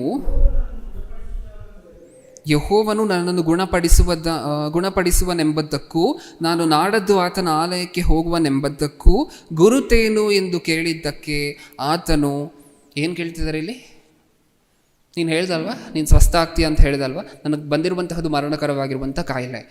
ಈ ಕಾಯಿಲೆಯಿಂದ ನಿನಗೆ ಸ್ವಸ್ಥತೆ ಸಿಕ್ಕುತ್ತೆ ಅಂತ ನೀನು ಹೇಳ್ದಲ್ವಾ? ನನಗೆ ಸ್ವಸ್ಥತೆ ಸಿಕ್ಕುವಂತಹದ್ದು ದೇವರ ಅಪ್ಪಣೆ, ದೇವರು ನನ್ನ ಕೈಯಲ್ಲಿ ಮಾತನ್ನು ಹೇಳಿಸ್ತಿದ್ದಾರೆ ಅಂತ ನೀನು ಹೇಳ್ತಿದೆಯಲ್ವಾ? ನೀನು ಹೇಳ್ತಿರುವಂತಹದ್ದು ನಡೆಯುತ್ತೆ. ನಿನ್ನ ಹತ್ರ ಹೇಳಿಸ್ತಿರುವಂತಹದ್ದು ನಿಜವಾದ ದೇವರೇ, ನನ್ನನ್ನು ಸೃಷ್ಟಿ ಮಾಡಿರುವಂತಹ ದೇವರೇ ಅನ್ನೋದಕ್ಕೆ ಗ್ಯಾರಂಟಿ ಏನು? ಪ್ರಶ್ನೆ ಇವ್ರು ಕೇಳ್ತಿರುವಂತಹದ್ದು. ಹೌದಾ? ಏನು ಮಾಡ್ತಿದ್ದಾರೆ? ದೇವರನ್ನು ಪರೀಕ್ಷಿಸ್ತಿದ್ದಾರೆ. ನಿನ್ನ ಹತ್ರ ಈ ಮಾತುಗಳನ್ನೆಲ್ಲ ನುಡಿಸ್ತಿರುವಂಥವರು ನಿಜವಾದ ದೇವರೇ ಅನ್ನೋದಕ್ಕೆ ಗ್ಯಾರಂಟಿ ಏನು? ನನ್ನ ಸ್ವಸ್ಥತೆ ಆಗುತ್ತೆ ಅಂತ ಹೇಳಿಸ್ತಿರುವಂಥವರು ದೇವರೇ ಅನ್ನೋದಕ್ಕೆ ಗ್ಯಾರಂಟಿ ಏನು? ಆ ಮಾತು, ದೇವರು ಹೇಳಿರುವಂತಹ ಮಾತು ನೆರವೇರುತ್ತೆ, ನಾನು ಸ್ವಸ್ಥತೆ ಹೊಂದುತ್ತೀನಿ ಅನ್ನೋದಕ್ಕೆ ಗ್ಯಾರಂಟಿ ಏನು ಅಂತ ಕೇಳ್ತಿದ್ದಾರೆ. ಕೆಳಗಡೆ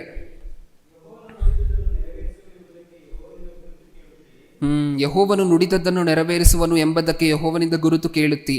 ಹಾಗಾದರೆ ನೆರಳು 10 ಮೆಟ್ಲು ಮುಂದೆ ಹೋಗಬೇಕು, ಹಿಂದೆ ಬರಬೇಕು ಹೇಳು ಅಂದನು. ಈ ಮಾತು ಏಷಾಯನು ಕೇಳಿಸ್ಕೊಂಡಿದ್ದ ತಕ್ಷಣ ಏಷಾಯನು ಹೇಳ್ತಿದ್ದಾರೆ, ಓಕೆ ನೀನು ಪರೀಕ್ಷೆ ಮಾಡ್ತಿದ್ಯಾ ಅಲ್ವಾ? ಓಕೆ ಸರಿ ಆಯಿತು. ಕೋಪ ಬರ್ತಿಲ್ಲ, ಇಲ್ಲೂ ದೇವರಿಗೆ ಕೋಪ ಬರ್ತಿಲ್ಲ ಹಿಜ್ಕೀಯನು ದೇವರನ್ನು ಪರೀಕ್ಷೆ ಮಾಡ್ತಿರೋದಕ್ಕೆ. ಏನಂತಿದ್ದಾರೆ? ಏಷಾಯನ ಬಾಯಿಂದ ಮಾತಾಡಿಸ್ತಿರುವಂಥದ್ದು ಯಾರು? ದೇವರು. ಓಕೆ, ಈಗ ಏಷಾಯನು ಹೇಳ್ತಾರೆ, ಸರಿ ನೀನು ಸ್ವಸ್ಥತೆ ಹೊಂದುತ್ಯಾ, ಅದಕ್ಕೆ ಗ್ಯಾರಂಟಿ ಏನು ಅಂತ ನೀನು ಕೇಳಿದ್ಯಾ? ಅದು ಗ್ಯಾರಂಟಿ ನಿನಗೇನು ಬೇಕು ಹೇಳು ಅಂತ ಕೇಳ್ತಿದ್ದಾರೆ. ಆಗಿನ ಕಾಲದಲ್ಲಿ ಈ ನೆರಳಿನಿಂದ ಓಡುವಂಥ ಗಡಿಯಾರ ಇತ್ತು ಪ್ರಿಯರೇ. ನಮ್ಮ ಮನೆ ಥರ ಶೆಲ್ ಹಾಕುವಂತಹ ಶೆಲ್ಗಳೆಲ್ಲ ಇರಲಿಲ್ಲ ಅಲ್ವಾ ಗಡಿಯಾರಗಳು. ಆಗಿನ ಕಾಲದ ಗಡಿಯಾರಗಳು ಹೇಗಿರ್ತಾ ಇತ್ತು? ಹೌದಾ? ಅಲ್ಲಲ್ಲಿ ಚಿಕ್ಕ ಚಿಕ್ಕ ಚಿಕ್ಕ ಹೋಲ್ಸ್ಗಳನ್ನೆಲ್ಲ ಮಾಡಿ ಸೂರ್ಯನು ಹೇಗೆಲ್ಲ ಕೆಳಗಡೆ ಬರ್ತಿದ್ದಾನೋ ಆ ಅನುಸಾರವಾಗಿ ನೆರಳು ಬೀಳ್ತಿತ್ತು ಆ ಚಿಕ್ಕ ಚಿಕ್ಕ ಪಾರ್ಟ್ಸ್ಗಳ ಮೇಲೆ. ಅದರಿಂದ ಗೊತ್ತಾಗ್ತಾ ಇತ್ತು ಜನರಿಗೆ ಟೈಮ್ ಎಷ್ಟಾಗಿದೆ ಅಂತ ಹೇಳಿ. ಓಕೆ, ಇವಾಗ ಏಷಾಯನು ಹಿಜ್ಕೀಯನನ್ನು ಕೇಳ್ತಿದ್ದಾರೆ, ಓಕೆ ಇದನ್ನೆಲ್ಲ ಹೇಳಿಸ್ತಿರುವಂಥವ್ರು ನಿಜವಾದ ದೇವರು ಅಂತ ಹೇಳೋದಕ್ಕೆ ಏನು ನಡಿಬೇಕು ಹೇಳು, ಏನು ನಡಿಬೇಕು ಅಂತ ಹೇಳು. ಆ ಗಡಿಯಾರ ಹಿಂದೆ ಬರಬೇಕಾ ಮುಂದೆ ಹೋಗಬೇಕಾ? ನೀನು ನಂಬಬೇಕು ಅಂತ ಹೇಳಿದ್ರೆ ನಾನು ಹೇಳ್ತಿರುವಂತಹ ಮಾತು ನೆರವೇರುತ್ತೆ, ಅಂದರೆ ದೇವರು ಹೇಳಿಸ್ತಿರುವಂತಹ ಮಾತು ನೆರವೇರುತ್ತೆ ಅಂತ ಹೇಳಿ ನೀನು ನಂಬಬೇಕು ಅಂತ ಹೇಳಿದ್ರೆ ಆ ಗಡಿಯಾರ ಹಿಂದೆ ಹೋಗಬೇಕಾ ಮುಂದೆ ಹೋಗಬೇಕಾ? ನಿನ್ನಿಷ್ಟ, ನೀನು ಹೆಂಗೆ ಹೋಗಬೇಕು ಅಂದರೆ ಹಂಗೆ ಓಡಿಸ್ತಾರೆ ದೇವರು ಅದನ್ನು ಅಂತ ಕೇಳ್ತಾರೆ. ಈಗ ಹಿಜ್ಕೀಯನು ತಲೆ ಓಡಿಸಿ ಏನು ಮಾಡ್ತಾರೆ ಅಂತ ಹೇಳಿದ್ರೆ, ಗಡಿಯಾರ ಸಾಧಾರಣವಾಗಿ ಹಿಂದೆ ಕೊಡುತ್ತಾ ಮುಂದೆ ಕೊಡುವಂತಹ ಸರ್ವೇ ಸಾಮಾನ್ಯ ಅಲ್ವಾ? ಅದಕ್ಕೆ ಹಿಂದೆ ಕೊಡಲಿ ನೋಡೋಣ, ನಿಜವಾದ ದೇವರೇ ಆಗಿದ್ದರೆ ಹಿಂದೆ ಕೊಡಲಿ ನೋಡೋಣ ಅಂತ ಹೇಳ್ತಾರೆ. ಅವಾಗ ಏನಾಗುತ್ತೆ? ಕೋಪ ಬರುತ್ತಾ ದೇವರಿಗೆ? 10ನೇ ವಚನ. ಹಿಜ್ಕೀಯನು, ನೆರಳು ಮುಂದೆ ಹೋಗುವುದು ಸುಲಭ, ಆದುದರಿಂದ 10 ಮೆಟ್ಲು ಹಿಂದೆ ಬರುವಂತೆ ಮಾಡು ಎಂದು ಹೇಳಿದನು. ಆಗ ಪ್ರವಾದಿಯಾದ ಯೆಶಾಯನು ಯೆಹೋವನಿಗೆ ಮೊರೆ ಇಡಲು ಆತನು ಆಹಾಜ ಸೋಪಾನ ಪಂಕ್ತಿಯಲ್ಲಿ 10 ಮೆಟ್ಲು ಮುಂದೆ ಹೋಗಿದ್ದ ನೆರಳನ್ನು ಹಿಂದೆ ಬರಮಾಡಿದನು. ಇಲ್ಲಿ ಗಡಿಯಾರ ಮಾತ್ರ ಹಿಂದಕ್ಕೆ ಹೋಗುತ್ತಿದೆ ಅಂತ ಅನ್ಕೋಬೇಡಿ ದಯವಿಟ್ಟು. ಸೂರ್ಯ ತನ್ನ ಪರಿಭ್ರಮಣೆಯನ್ನು ನಿಲ್ಲಿಸಿ ಹಿಂದಕ್ಕೆ ಹೊಡೆದ ಅಂತ ಹೇಳಿ ಅದರ ಅರ್ಥ. ನಮಗೆ ಅರ್ಥ ಆಯ್ತಾ? ಆಗಿನ ಕಾಲದಲ್ಲಿ ನಾನು ಹೇಳಿದೆ, ಶೆಲ್ಲಿಂದ ಓಡೋದಿಲ್ಲ ಗಡಿಯಾರ. ಯಾವುದರಿಂದ ಓಡುತ್ತೆ? ಸೂರ್ಯನ ಬೆಳಕಿನಿಂದ ಓಡುತ್ತೆ. ಹೌದಾ? ನನಗೆ ವಿಶ್ವಾಸ ಬರಬೇಕು ಅಂದಾಗ ಏನಂದ್ರು ದೇವರು? ಸೂರ್ಯನ ನಿಲ್ಲಿಸ್ಬಿಟ್ಟು ಒಂದು 10 ಸೆಕೆಂಡ್ ಹಿಂದೆ ಓಡಿಸಿದ್ರು. ಆದರೆ ತನ್ನ ಮಕ್ಕಳನ್ನು ನಂಬಿಸ್ಲಿಕ್ಕೋಸ್ಕರ ಏನು ಬೇಕಾದರೂ ಮಾಡ್ತಾರಾ? ನಿಮ್ಮ ಈ ಉದಾಹರಣೆನೇ ಅದಕ್ಕೆ ಪ್ರತ್ಯಕ್ಷ ಸಾಕ್ಷಿ ಪ್ರಿಯರೇ. ಸೂರ್ಯನನ್ನೇ ತನ್ನ ಸ್ಥಳದಿಂದ ಕದಲಿಸಿ ಮತ್ತೆ ವಾಪಸ್ ಕಳಿಸಿದ್ರು ಹಿಜ್ಕೀಯನ ಸಂದರ್ಭದಲ್ಲಿ. ಓಕೆ, ಇಷ್ಟನ್ನು ಕೇಳಿದ ನಂತರ ನಿಮಗೇನು ಅರ್ಥ ಆಯಿತು? ದೇವರನ್ನು ಪರೀಕ್ಷೆ ಮಾಡಬಹುದಾ? ದೇವರನ್ನು ಪರೀಕ್ಷೆ ಮಾಡಬಹುದಾ? ದೇವರನ್ನು ಪರೀಕ್ಷೆ ಮಾಡ್ಬೋದಾ? ಯಾವಾಗಲೂ ಮಾಡಬಹುದಾ? ಯಾವಾಗ ಮಾಡಬಹುದು? ಇವರೆಲ್ಲ ಪರೀಕ್ಷೆ ಮಾಡಿದ್ರು ಅಂದರೆ ಅವ್ರಿಗೆಲ್ಲ ಇದ್ದಂತಹ ಪ್ರಶ್ನೆ ಒಂದೇ, ಹಂಬಲ ಒಂದೇ. ಏನು? ಗಿದ್ಯೋನನ ಹತ್ರ ಬಂದು ದೂತ ಮಾತಾಡಬೇಕಾದ್ರೆ, ನಿನ್ನನ್ನು ಕಳಿಸಿರುವಂಥವ್ರು ನಿಜವಾದ ದೇವರೇ ಅಂತ ನಾನು ಹೆಂಗೆ ನಂಬಲಿ? ಹೌದಾ? ಆ ಅರಮನೆಯಲ್ಲಿ ಪ್ರಧಾನನು ಯೇಸು ಕ್ರಿಸ್ತರನ್ನು ಪರೀಕ್ಷೆ ಮಾಡಿದಾಗ ಆತನ ಮನಸ್ಸಲ್ಲೂ ಇದ್ದಂತಹ ಪ್ರಶ್ನೆ ಒಂದೇ, ನನ್ನ ಮಗನಿಗೆ ಹುಷಾರಿಲ್ಲದೆ ಇರುವಂತಹದ್ದು ಹೋಗಿದ್ದು ನಾನು ಕೊಟ್ಟಂಥ ಔಷಧಿಯಿಂದನಾ ಅಥವಾ ನೀನು ಹೇಳಿದಂತಹ ಮಾತಿನಿಂದಲ್ಲ? ನೀನು ಹೇಳಿದಂತಹ ಮಾತಿನಲ್ಲಿ ಒಂದು ವೇಳೆ ಆ ಶಕ್ತಿ ಇದ್ದರೆ ನಾನು ನಿಜವಾದ ದೇವರು ಅಂತ ನಿನ್ನನ್ನೇ ನಂಬ್ತೀನಿ. ನಿಜವಾದ ದೇವರು ಯಾರು? ಇದೇ ಕ್ವೆಶನ್ ಮಾರ್ಕ್. ಇವ್ರ ಹತ್ರ ಇರುವಂಥ ಕ್ವೆಶನ್ ಮಾರ್ಕ್ಗಳೆಲ್ಲ ಇಷ್ಟೇ. ನಿಜವಾದ ದೇವರು ಯಾರು? ಇಷ್ಟು ಜನ ದೇವರುಗಳಲ್ಲಿ ನಿಜವಾಗ್ಲೂ ನನ್ನ ಮಗನನ್ನು ಸ್ವಸ್ಥ ಮಾಡುವಂಥ ಶಕ್ತಿ ಇದೆ ಅಂತ ಹೇಳಿದ್ರೆ ಅವ್ರು ನಿಜವಾದ ದೇವರಾಗಬೇಕು. ಹೌದಲ್ವಾ? ಇಲ್ಲಿ 3ನೇ ಸಂದರ್ಭ, ಹಿಜ್ಕೀಯನು ಅದೇ ಪ್ರಶ್ನೆಯನ್ನು ಕೇಳಿತ್ತು. ನೀನು ಸ್ವಸ್ಥ ಆಗ್ತೀಯ ಅಂದ್ಬಿಟ್ಟು ಹೊರಟೋದ್ರೆ ನಾನು ಹೆಂಗೆ ನಂಬಲಿ? ನನಗೆ ಗ್ಯಾರಂಟಿ ಬೇಕಲ್ವಾ? ನಿನ್ನ ಬಾಯಿಂದ ಮಾತಾಡಿಸ್ತಿರುವಂಥವ್ರು ನಿಜವಾದ ದೇವರು ಅನ್ನುವಂಥ ಗ್ಯಾರಂಟಿ ಬೇಕಲ್ವ ನನಗೆ? ನಿಜವಾದ ದೇವರು ಯಾರು? ಸರ್ವರಲ್ಲಿ ಉತ್ತಮನಾಗಿರುವಂತಹ ದೇವರು ಯಾರು? ಇವರು ಮನಸ್ಸಲ್ಲಿದ್ದಂತಹ ಪ್ರಶ್ನೆ ಇದು. ಇವರು ಇದಕ್ಕೋಸ್ಕರ ದೇವರನ್ನು ಪರೀಕ್ಷೆ ಮಾಡಿದ್ರು. ನಾವು ಮಾಡ್ಬೋದಾ? ದೇವರನ್ನು ನಾವು ಪರೀಕ್ಷಿಸಬಹುದಾ? ಖಚಿತವಾಗಿ ಪರೀಕ್ಷಿಸಬಹುದು. ಯಾವಾಗ ಪರೀಕ್ಷಿಸಬಹುದಾಗಿತ್ತು? ನಾವು ಬ್ಯಾಪ್ಟಿಸಮ್ ತೊಗೊಂಡ್ವಲ್ವ ಪ್ರಿಯರೇ? ಅದಕ್ಕಿಂತ ಹಿಂದೆ ದೇವರನ್ನು ಪರೀಕ್ಷೆ ಮಾಡ್ಕೊಬಹುದಾಗಿತ್ತು. ಎಷ್ಟು ಬೇಕಾದರೂ ಪರೀಕ್ಷೆ ಮಾಡ್ಕೊಳ್ಳುವಂಥ ಚಾನ್ಸ್ ಇತ್ತು. ಯಾವಾಗ? ಬ್ಯಾಪ್ಟಿಸಮ್ ತಗೊಳ್ಳುವುದಕ್ಕಿಂತ ಮುಂಚೆ ಏನೇನು ಪರೀಕ್ಷೆ ಮಾಡಬಹುದಾಗಿತ್ತು? ಸತ್ಯದೇವರು ಯಾರು? ಒಂದು ವೇಳೆ ಹಿಂದೂ ಧರ್ಮವನ್ನು ನಂಬಿದರೆ ಒಬ್ಬರು, ಇನ್ನೊಬ್ಬರು ಇಸ್ಲಾಂ ಧರ್ಮವನ್ನು ನಂಬಿದರೆ, ಇನ್ನೊಬ್ಬರು ಕ್ರೈಸ್ತರೇ ಅಂತ ಅಂದ್ಕೊಳ್ಳಿ, ಕ್ರೈಸ್ತ ಕುಟುಂಬದಲ್ಲೇ ಹುಟ್ಟಿದ್ದಾರೆ ಅಂತ ಅಂದ್ಕೊಳ್ಳಿ. ಈ ಇಷ್ಟು ಜನರಲ್ಲಿ ನಮಗೆ ಅರ್ಥ ಆಗುವಂತಹ ಭಾಷೆಯಲ್ಲಿ ಹೇಳಬೇಕು ಅಂತ ಹೇಳಿದ್ರೆ ನೀವು ಎಲ್ಲ ಗ್ರಂಥವನ್ನು ಓದ್ಬೋದಾಗಿತ್ತು. ನಿಜವಾದ ದೇವರು ಇವರೇ ಅಂತ ಹೇಳಿ ಕಂಡು ಹಿಡ್ಕೋಬೇಕು ಅಂತ ಹೇಳಿದರೆ ನೀವು ದೇವಸ್ಥಾನಕ್ಕೆ ಹೋಗ್ತಿರಬಹುದಾಗಿತ್ತು, ಮಸೀದಿಗೆ ಹೋಗ್ತಿರಬಹುದಾಗಿತ್ತು, ಸತ್ಯವೇದವನ್ನು ಓದ್ಬೋದಾಗಿತ್ತು, ಕುರಾನನ್ನು ಓದಬಹುದಾಗಿತ್ತು, ಭಗವದ್ಗೀತಾವನ್ನು ಓದಬಹುದಾಗಿತ್ತು, ಮತ್ತು ಈ ಬುದ್ಧಿಸಮ್ ಜೈನಿಸಮ್ ಕ್ರಾನಿಕಲ್ಸ್ ಇರುತ್ತೆ ಅದನ್ನು ಓದ್ಬೋದಾಗಿತ್ತು. ಇದೆಲ್ಲ ಓದಿ ಇದರಲ್ಲಿ ಬೆಸ್ಟ್ ಬುಕ್ ಯಾವುದು ಅಂತ ಹೇಳಿ ಕಂಡು ಹಿಡ್ಕೊಳ್ಳುವಂಥ ಚಾನ್ಸ್ ಇತ್ತು. ಯಾವಾಗ? ಇವರೇ ನಿಜವಾದ ದೇವರು ಅಂತ ಹೇಳಿ ಯೇಸು ಕ್ರಿಸ್ತರೇ ಇಷ್ಟು ಗ್ರಂಥಗಳನ್ನು ಓದಿದ್ದೀನಿ ಬ್ರದರ್, ಒಂದು ಟೇಬಲ್ ಮೇಲೆ ಒಂದು 100 ಪುಸ್ತಕಗಳನ್ನು ಇಟ್ಟು ಆ 100 ಪುಸ್ತಕಗಳನ್ನು ಓದ್ಬೋದಿತ್ತು ನಾವು. ಯಾರು ನಿಜವಾದ ದೇವರು? ಸುಮ್ಮನೆ ನಂಬಿ ಅಂತ ಯಾವತ್ತೂ ಹೇಳಿಲ್ಲ ಪ್ರಿಯರ. ದೇವರು ಅಂಧರಾಗಿ ಕುರುಡರಾಗಿ ನೀವು ನನ್ನನ್ನು ನಂಬಬೇಕು ಅಂತ ಎಲ್ಲೂ ಸತ್ಯವೇದದಲ್ಲಿ ದೇವರು ಯಾವತ್ತೂ ಹೇಳಿಲ್ಲ. ಹೆಂಗೆ ನಂಬೇಕಂತ ದೇವರನ್ನು? ಪರೀಕ್ಷಿಸಿ ಅನುಭವದಿಂದ. ಇನ್ನೊಂದು ಮಾತನ್ನು ನೋಡಿ, ರೋಮಾಪುರದವರಿಗೆ ಬರೆದ ಪತ್ರಿಕೆ 12ನೇ ಅಧ್ಯಾಯ 2ನೇ ವಚನ. ರೋಮಾಪುರದವರಿಗೆ ಬರೆದ ಪತ್ರಿಕೆ 12ನೇ ಅಧ್ಯಾಯ 2ನೇ ವಚನ.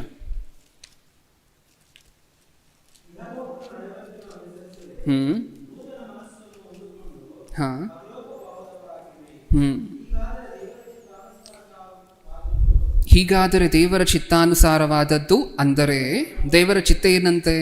ಉತ್ತಮವಾದದ್ದು, ಮೆಚ್ಚುಗೆಯಾದದ್ದು, ದೋಷವಿಲ್ಲದ್ದು ಯಾವುದೆಂದು ವಿವೇಚಿಸಿ ತಿಳುಕೊಳ್ಳುವಿರಿ. ಅಂದರೆ ದೇವರ ಆಸೆ ಏನು? ನಾವು ದೇವರನ್ನು ಅಂಧರಾಗಿ ಕುರುಡರಾಗಿ ಯಾರೋ ಬಂದು ಹೇಳಿದ್ರು ಅದಕ್ಕೋಸ್ಕರ ಪಟ್ಟಂತ ಹೇಳಿ ನಂಬಿಡುವಂತಹದ್ದು, ಈ ಥರ ನಂಬಬೇಕು ಅನ್ನುವಂತಹದ್ದಲ್ಲ. ಹೇಗೆ ನಂಬಬೇಕು ಅನ್ನುವಂತಹ ದೇವರ ಆಸೆ ನಾವು ಕಂಪೇರ್ ಮಾಡಬೇಕು. ನಾವೀಗಾಗಲೇ ಇನ್ನೊಬ್ಬ ಯಾರೋ ಲೋಕದಲ್ಲಿ ಯಾವುದೋ ಒಂದು ದೇವರನ್ನು ನಂಬಿದ್ದೀವಿ ಅಂತ ಹೇಳಿದ್ರೆ, ಯಾರೋ ಬ್ರದರ್ ಬಂದು ಬೈಬಲನ್ನು ಕೊಟ್ಟಿದ್ದಾರೆ ಅಂದರೆ ಆ ಬೈಬಲಲ್ಲಿ ಇರುವಂತಹ ದೇವರನ್ನು ಪಕ್ಕದಲ್ಲಿಟ್ಟು ಯೋಚನೆ ಮಾಡಿ ನೋಡಬೇಕು. ಓಕೆ, ಯಾರು ಈ ಎರಡು ದೇವರುಗಳಲ್ಲಿ ಯಾರು ನಿಜವಾದ ದೇವರಾಗಿರಬಹುದು? ಇವರೇನು ಹೇಳಿದ್ದಾರೆ ಸತ್ಯವೇದದಲ್ಲಿ? ಅವ್ರು ತನ್ನ ಗ್ರಂಥದಲ್ಲಿ ಏನು ಹೇಳಿದ್ದಾರೆ? ಸೃಷ್ಟಿಯ ಬಗ್ಗೆ ಯಾರು ಹೇಳಿದ್ದಾರೆ? ನಮಗೋಸ್ಕರ ಯಾರು ಪ್ರಾಣ ಕೊಟ್ಟರು? ಕ್ರೌರ್ಯವನ್ನು ಯಾವ ದೇವರು ಬೇಡ ಅಂತ ಹೇಳಿದ್ದಾರೆ? ಶಾಂತಿಯನ್ನು ಯಾವ ದೇವರು ಪ್ರೋತ್ಸಾಹ ಮಾಡಿದ್ದಾರೆ? ಈ ಥರ ಎಲ್ಲ ಕಂಪೇರ್ ಮಾಡಿ ನೋಡಿದಾಗ ಒಂದು ಅರ್ಥ ಆಗ್ತಾ ಇತ್ತು. ಕೊನೆಯಲ್ಲಿ ಏನು ಅರ್ಥ ಆಗ್ತಿತ್ತು? ನಿಜವಾದ ದೇವರು ಸತ್ಯವೇದವನ್ನು ಬರೆಸಿದಂತಹ ದೇವರೇ, ನಿಜವಾದ ದೇವರು ನಮಗೋಸ್ಕರ ಪ್ರಾಣ ಕೊಟ್ಟಿರುವಂಥ ಯೇಸು ಕ್ರಿಸ್ತರೇ ಅಂತ ಹೇಳಿ ಆವಾಗ ಅರ್ಥ ಆಗ್ತಿತ್ತು. ದೇವರನ್ನು ಹೆಂಗೆ ನಂಬಬೇಕಂತೆ? ದೇವರನ್ನು ಪರೀಕ್ಷಿಸಬಹುದು. ಯಾವುದಕ್ಕೆ ಪರೀಕ್ಷಿಸಬಹುದು? ಈ ವಿಚಾರಕ್ಕೋಸ್ಕರ ಪರೀಕ್ಷಿಸಬಹುದು. ನಾನು ಹೇಳಿದ್ನಲ್ವ, 100 ಮತಗ್ರಂಥಗಳನ್ನು, ಧರ್ಮಗ್ರಂಥಗಳನ್ನು ನೀವು ಓದಿದ ನಂತರನೂ ಸಹ ದೇವರು ಇಷ್ಟು ಬೇಜಾರು ಮಾಡ್ಕೊಳ್ಳಲ್ಲ.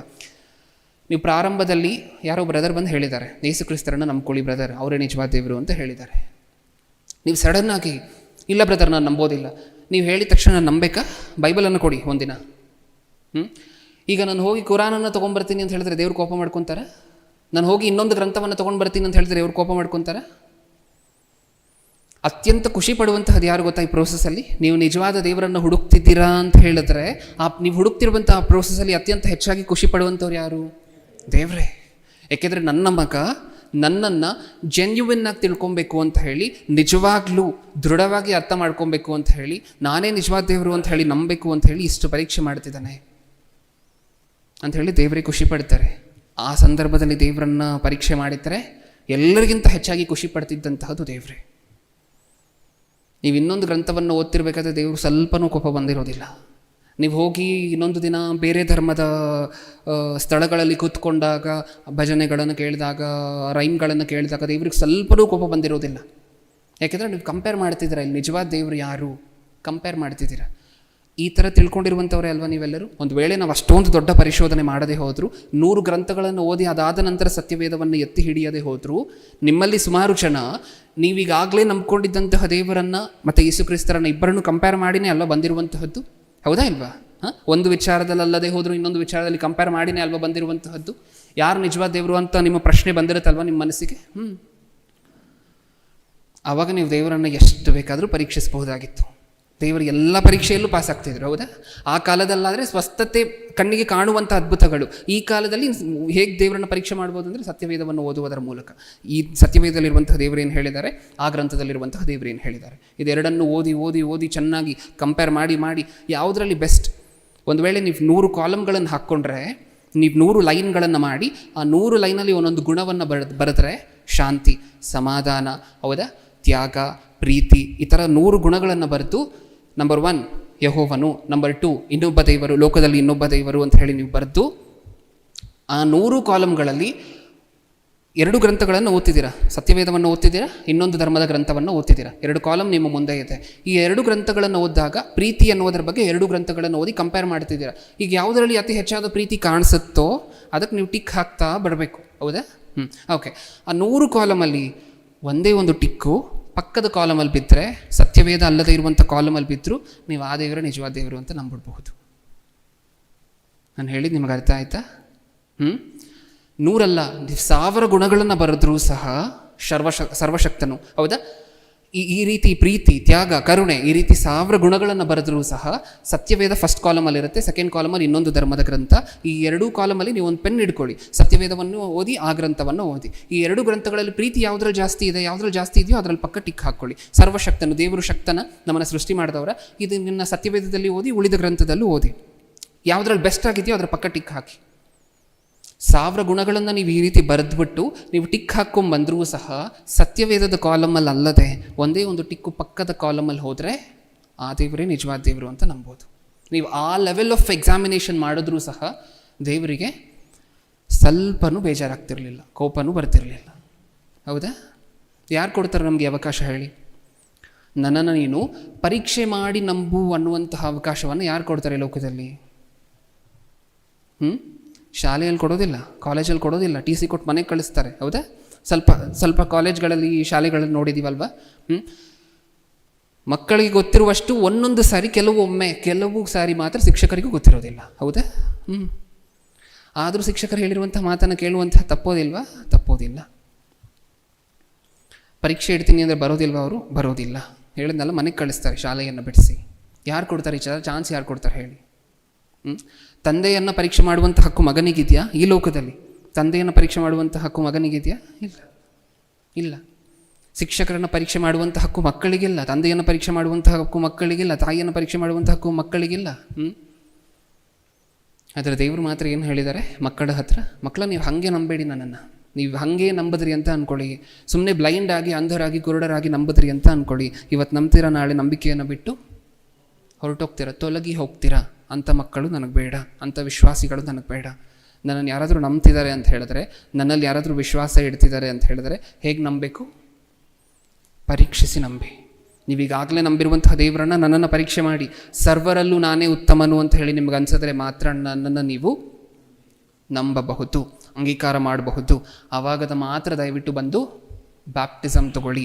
ಬ್ಯಾಪ್ಟಿಸಮ್ ತಗೊಂಡ್ರಿ ಅಂತ ಅಂದ್ಕೊಳ್ಳಿ. ಬ್ಯಾಪ್ಟಿಸಮ್ ತಗೊಂಡ ನಂತರ ಹಿಂದೆ ತಿರುಗಿ ಯಾವತ್ತೂ ನೋಡಬಾರ್ದು. ಆವಾಗ ಒಂದು ವೇಳೆ ಪರೀಕ್ಷೆ ಮಾಡ್ಲಿಕ್ಕೆ ಬಂದ್ರಿ ಅಂತ ಅಂದ್ಕೊಳ್ಳಿ, ನನಗೆ ನೀವು ಯಾವತ್ತೂ ನೋಡದೇ ಇರುವಂತಹ ದೇವರನ್ನು ಅವತ್ತು ನೋಡ್ತೀರಾ. ಇಸ್ರಾಯೇಲಿಯರನ್ನು ಐಗುಪ್ತ ದೇಶದಿಂದ ಬಿಡಿಸ್ಬೇಕಾದ್ರೆ ಎಷ್ಟು ಸೂಚಕ ಕಾರ್ಯಗಳು ಮಾಡಿದ್ರು ಅಂತ ಗೊತ್ತಲ್ವ ನಮಗೆ? ಇಷ್ಟು ಸೂಚಕ ಕಾರ್ಯಗಳನ್ನೆಲ್ಲ ನೋಡಿದ ನಂತರ ನಿಜವಾದ ದೇವರು ಯಾರು ಅಂತ ಇವ್ರಿಗೆ ಗೊತ್ತಾಗಿರುತ್ತಾ ಇಲ್ವಾ? ಕೆಂಪು ಸಮುದ್ರವನ್ನು ಸೀಳಿದಾಗೆಲ್ಲ ಗೊತ್ತಾಗಿರುತ್ತೆ. ಅದೆಲ್ಲ ನೋಡಿದ ನಂತರನೂ ಇವರು ಪರೀಕ್ಷೆ ಮಾಡ್ತಾರಂತೆ ದೇವರನ್ನು. ಆವಾಗ ಬರುತ್ತೆ ದೇವರಿಗೆ ಕೋಪ ಅನ್ನುವಂಥದ್ದು. ಒಂದು ಸಾರಿ ಸತ್ಯವೇದದಲ್ಲಿ ನೋಡೋಣ, ಯಾವಾಗ ದೇವರನ್ನು ಪರೀಕ್ಷೆ ಮಾಡಬಾರ್ದು ಅಂತ ಹೇಳಿ ನೋಡ್ತಿದ್ದೀವಿ. ಇವಾಗ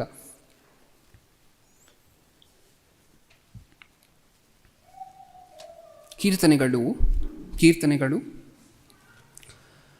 95ನೇ ಅಧ್ಯಾಯ. ಕೀರ್ತನೆಗಳು 95ನೇ ಅಧ್ಯಾಯ 9ನೇ ವಚನ. 95:9. ಅಲ್ಲಿ ಅವರು ನನ್ನನ್ನು ಪರೀಕ್ಷಿಸಿದರು, ಅವರು ನನ್ನ ಮಹತ್ ಕಾರ್ಯಗಳನ್ನು ನೋಡಿದರೂ ನನ್ನನ್ನು ಶೋಧಿಸಿದರು. ಏನು ಮಾಡಿದ್ರೂ ಶೋಧಿಸಿದ್ರಂತೆ? ಮಹತ್ ಕಾರ್ಯಗಳನ್ನು ನೋಡಿದ್ರು, ಆ ಮಹತ್ ಕಾರ್ಯಗಳನ್ನು ನೋಡಿ ಇವರೇ ನಿಜವಾದ ದೇವರು ಅಂತ ಹೇಳಿ ತಿಳ್ಕೊಂಡ್ರೂ ಪರೀಕ್ಷೆ ಮಾಡಿದ್ರಂತೆ. ದೇವರ ಮಹತ್ ಕಾರ್ಯಗಳನ್ನು ನೋಡುವುದಕ್ಕಿಂತ ಹಿಂದೆ ಮಾಡುವಂಥ ಪರೀಕ್ಷೆ ಬೇರೆ. ಆವಾಗ ದೇವರು ಏನೂ ಕೋಪ ಮಾಡ್ಕೊಳ್ಳೋದಿಲ್ಲ. ನಮಗೆ ದೇವರು ಗೊತ್ತಿಲ್ಲ, ದೇವರ ಶಕ್ತಿ ಗೊತ್ತಿಲ್ಲ ಅಂದರೆ ಆವಾಗ ಕೇಳ್ಕೊಬೋದಾಗಿತ್ತು ಪ್ರಾರಂಭದ ಹಂತದಲ್ಲಿ. ಈ ಕಾಲದಲ್ಲೆಲ್ಲ ಈಗ ಸತ್ಯವೇದವನ್ನು ಓದಿ ಪರೀಕ್ಷೆ ಮಾಡಬಹುದು. ಆಮೇಲೆ ದೇವ್ರ ಮುಂದೆ ನಿಂತ್ಕೊಂಡು ಇಲ್ಲಿ ಸೂರ್ಯನನ್ನು 10 ಮೆಟ್ಲು ಹಿಂದೆ ಕಳಿಸಿ ನೋಡೋಣ ಅನ್ಬಾರ್ದು ಈ ಕಾಲದಲ್ಲಿ. ಅದು ಆ ಕಾಲದಲ್ಲಿ ಸತ್ಯವೇದ ಇಲ್ಲ ಅವ್ರ ಹತ್ರ. ಈಗ ಪರೀಕ್ಷೆ ಮಾಡಬೇಕು ಅಂದರೆ ದೇವರನ್ನು ಒಬ್ಬ ಹೊಸದಾಗಿ ವಿಶ್ವಾಸಿ ಬರ್ತಿದ್ದಾರೆ ಅಂತ ಹೇಳಿದ್ರೆ ಸತ್ಯವೇದವನ್ನು ಓದಿ ಪರೀಕ್ಷೆ ಮಾಡುವಂತಹದ್ದು ಬಿಟ್ಟು ಬೇರೆ ಆಪ್ಷನ್ ಇಲ್ಲ. ಓಕೆ, ಈಗ ಏನಂತ ಹೇಳ್ತಿದ್ದಾರೆ? ಏನಕ್ಕೋಸ್ಕರ ನನ್ನ ಕೋಪ ಬಂತು? ಅದು ಕೋಪ ಬಂದಿರುವಂತಹದ್ದು ಕೆಳಗಡೆ ಬರ್ಸಿದ್ದಾರೆ 10ನೇ ವಚನ. ನಾನು 40 ವರ್ಷ ಸಂತತಿಯವರ ವಿಷಯದಲ್ಲಿ ಬೇಸರಗೊಂಡೆನು. ಅಂದರೆ 40 ವರ್ಷದಲ್ಲಿ ಪ್ರತಿದಿನನೂ ಬೇಸರ ಮಾಡ್ತಿದ್ರಂತೆ ಇವರು ದೇವರನ್ನು. ಪ್ರತಿದಿನನೂ ಬೇಜಾರು ಮಾಡ್ತಿದ್ರಂತೆ ದೇವರಿಗೆ. 40 ವರ್ಷ ಪೂರ್ತಿ. 40 ವರ್ಷ ಪೂರ್ತಿ. ವರ್ಷಕ್ಕೆ 365 ದಿನಗಳು ಅಂತ ಹೇಳಿದ್ರೆ 40 ವರ್ಷ ಅಂದರೆ ಎಷ್ಟು ಪ್ರಿಯರೇ? ಅಂದರೆ ಪ್ರತಿದಿನ ಬೇಜಾರು ಮಾಡ್ತಿದ್ರೆ ಅದಕ್ಕೆ ಬರ್ಸಿದ್ದಾರೆ. ಇವರು 40 ವರ್ಷನೂ ನನ್ನನ್ನು ಬೇಜಾರು ಮಾಡಿದ್ದಾರೆ, 1 ವರ್ಷನೂ ಸಂತೋಷ ಕೊಟ್ಟಿಲ್ಲ. ಪ್ರತಿದಿನವೂ ನನ್ನನ್ನು ಪರೀಕ್ಷೆ ಮಾಡ್ತಿದ್ದಾರೆ. ಅದು ಯಾವಾಗ? ಕೆಂಪು ಸಮುದ್ರವನ್ನು ಭಾಗ ಮಾಡಿದ ನಂತರ ನನ್ನನ್ನು ಪರೀಕ್ಷೆ ಮಾಡ್ತಿದ್ದಾರೆ. ಕೆಂಪು ಸಮುದ್ರ ವಿಭಾಗ ಆದ ನಂತರ ಇವರು ನಂಬೇಕಿತ್ತು ದೇವರು ನಿಜವಾದ ದೇವರು ನಾನೇ ಅಂತ ಹೇಳಿ. ಆ ಶಕ್ತಿಯನ್ನು ನೋಡಿ ಆದರೂ ಸಹ ಇದು ನಿಜವಾದ ದೇವರ ಹತ್ರ ಮಾತ್ರ ಅಲ್ವಾ ಸಾಧ್ಯ ಆಗುವಂತಹದ್ದು ಅಂತ ನಂಬೇಕಿತ್ತು. ಅದು ನೋಡಿದ ನಂತರನೂ ಪರೀಕ್ಷೆ ಮಾಡುವಂತಹದ್ದ. ನಿಂತ್ಕೊಂಡು ಮಾತಾಡ್ತಿದ್ದಾರೆ ಮೋಶೆ ಮುಂದೆ. ಏನಂತ? ನಿನ್ನ ಕೊಲ್ಲಬೇಕು ಅಂತ ಹೇಳಿ ನಮ್ಮನ್ನು ಕರ್ಕೊಂಬಂದ.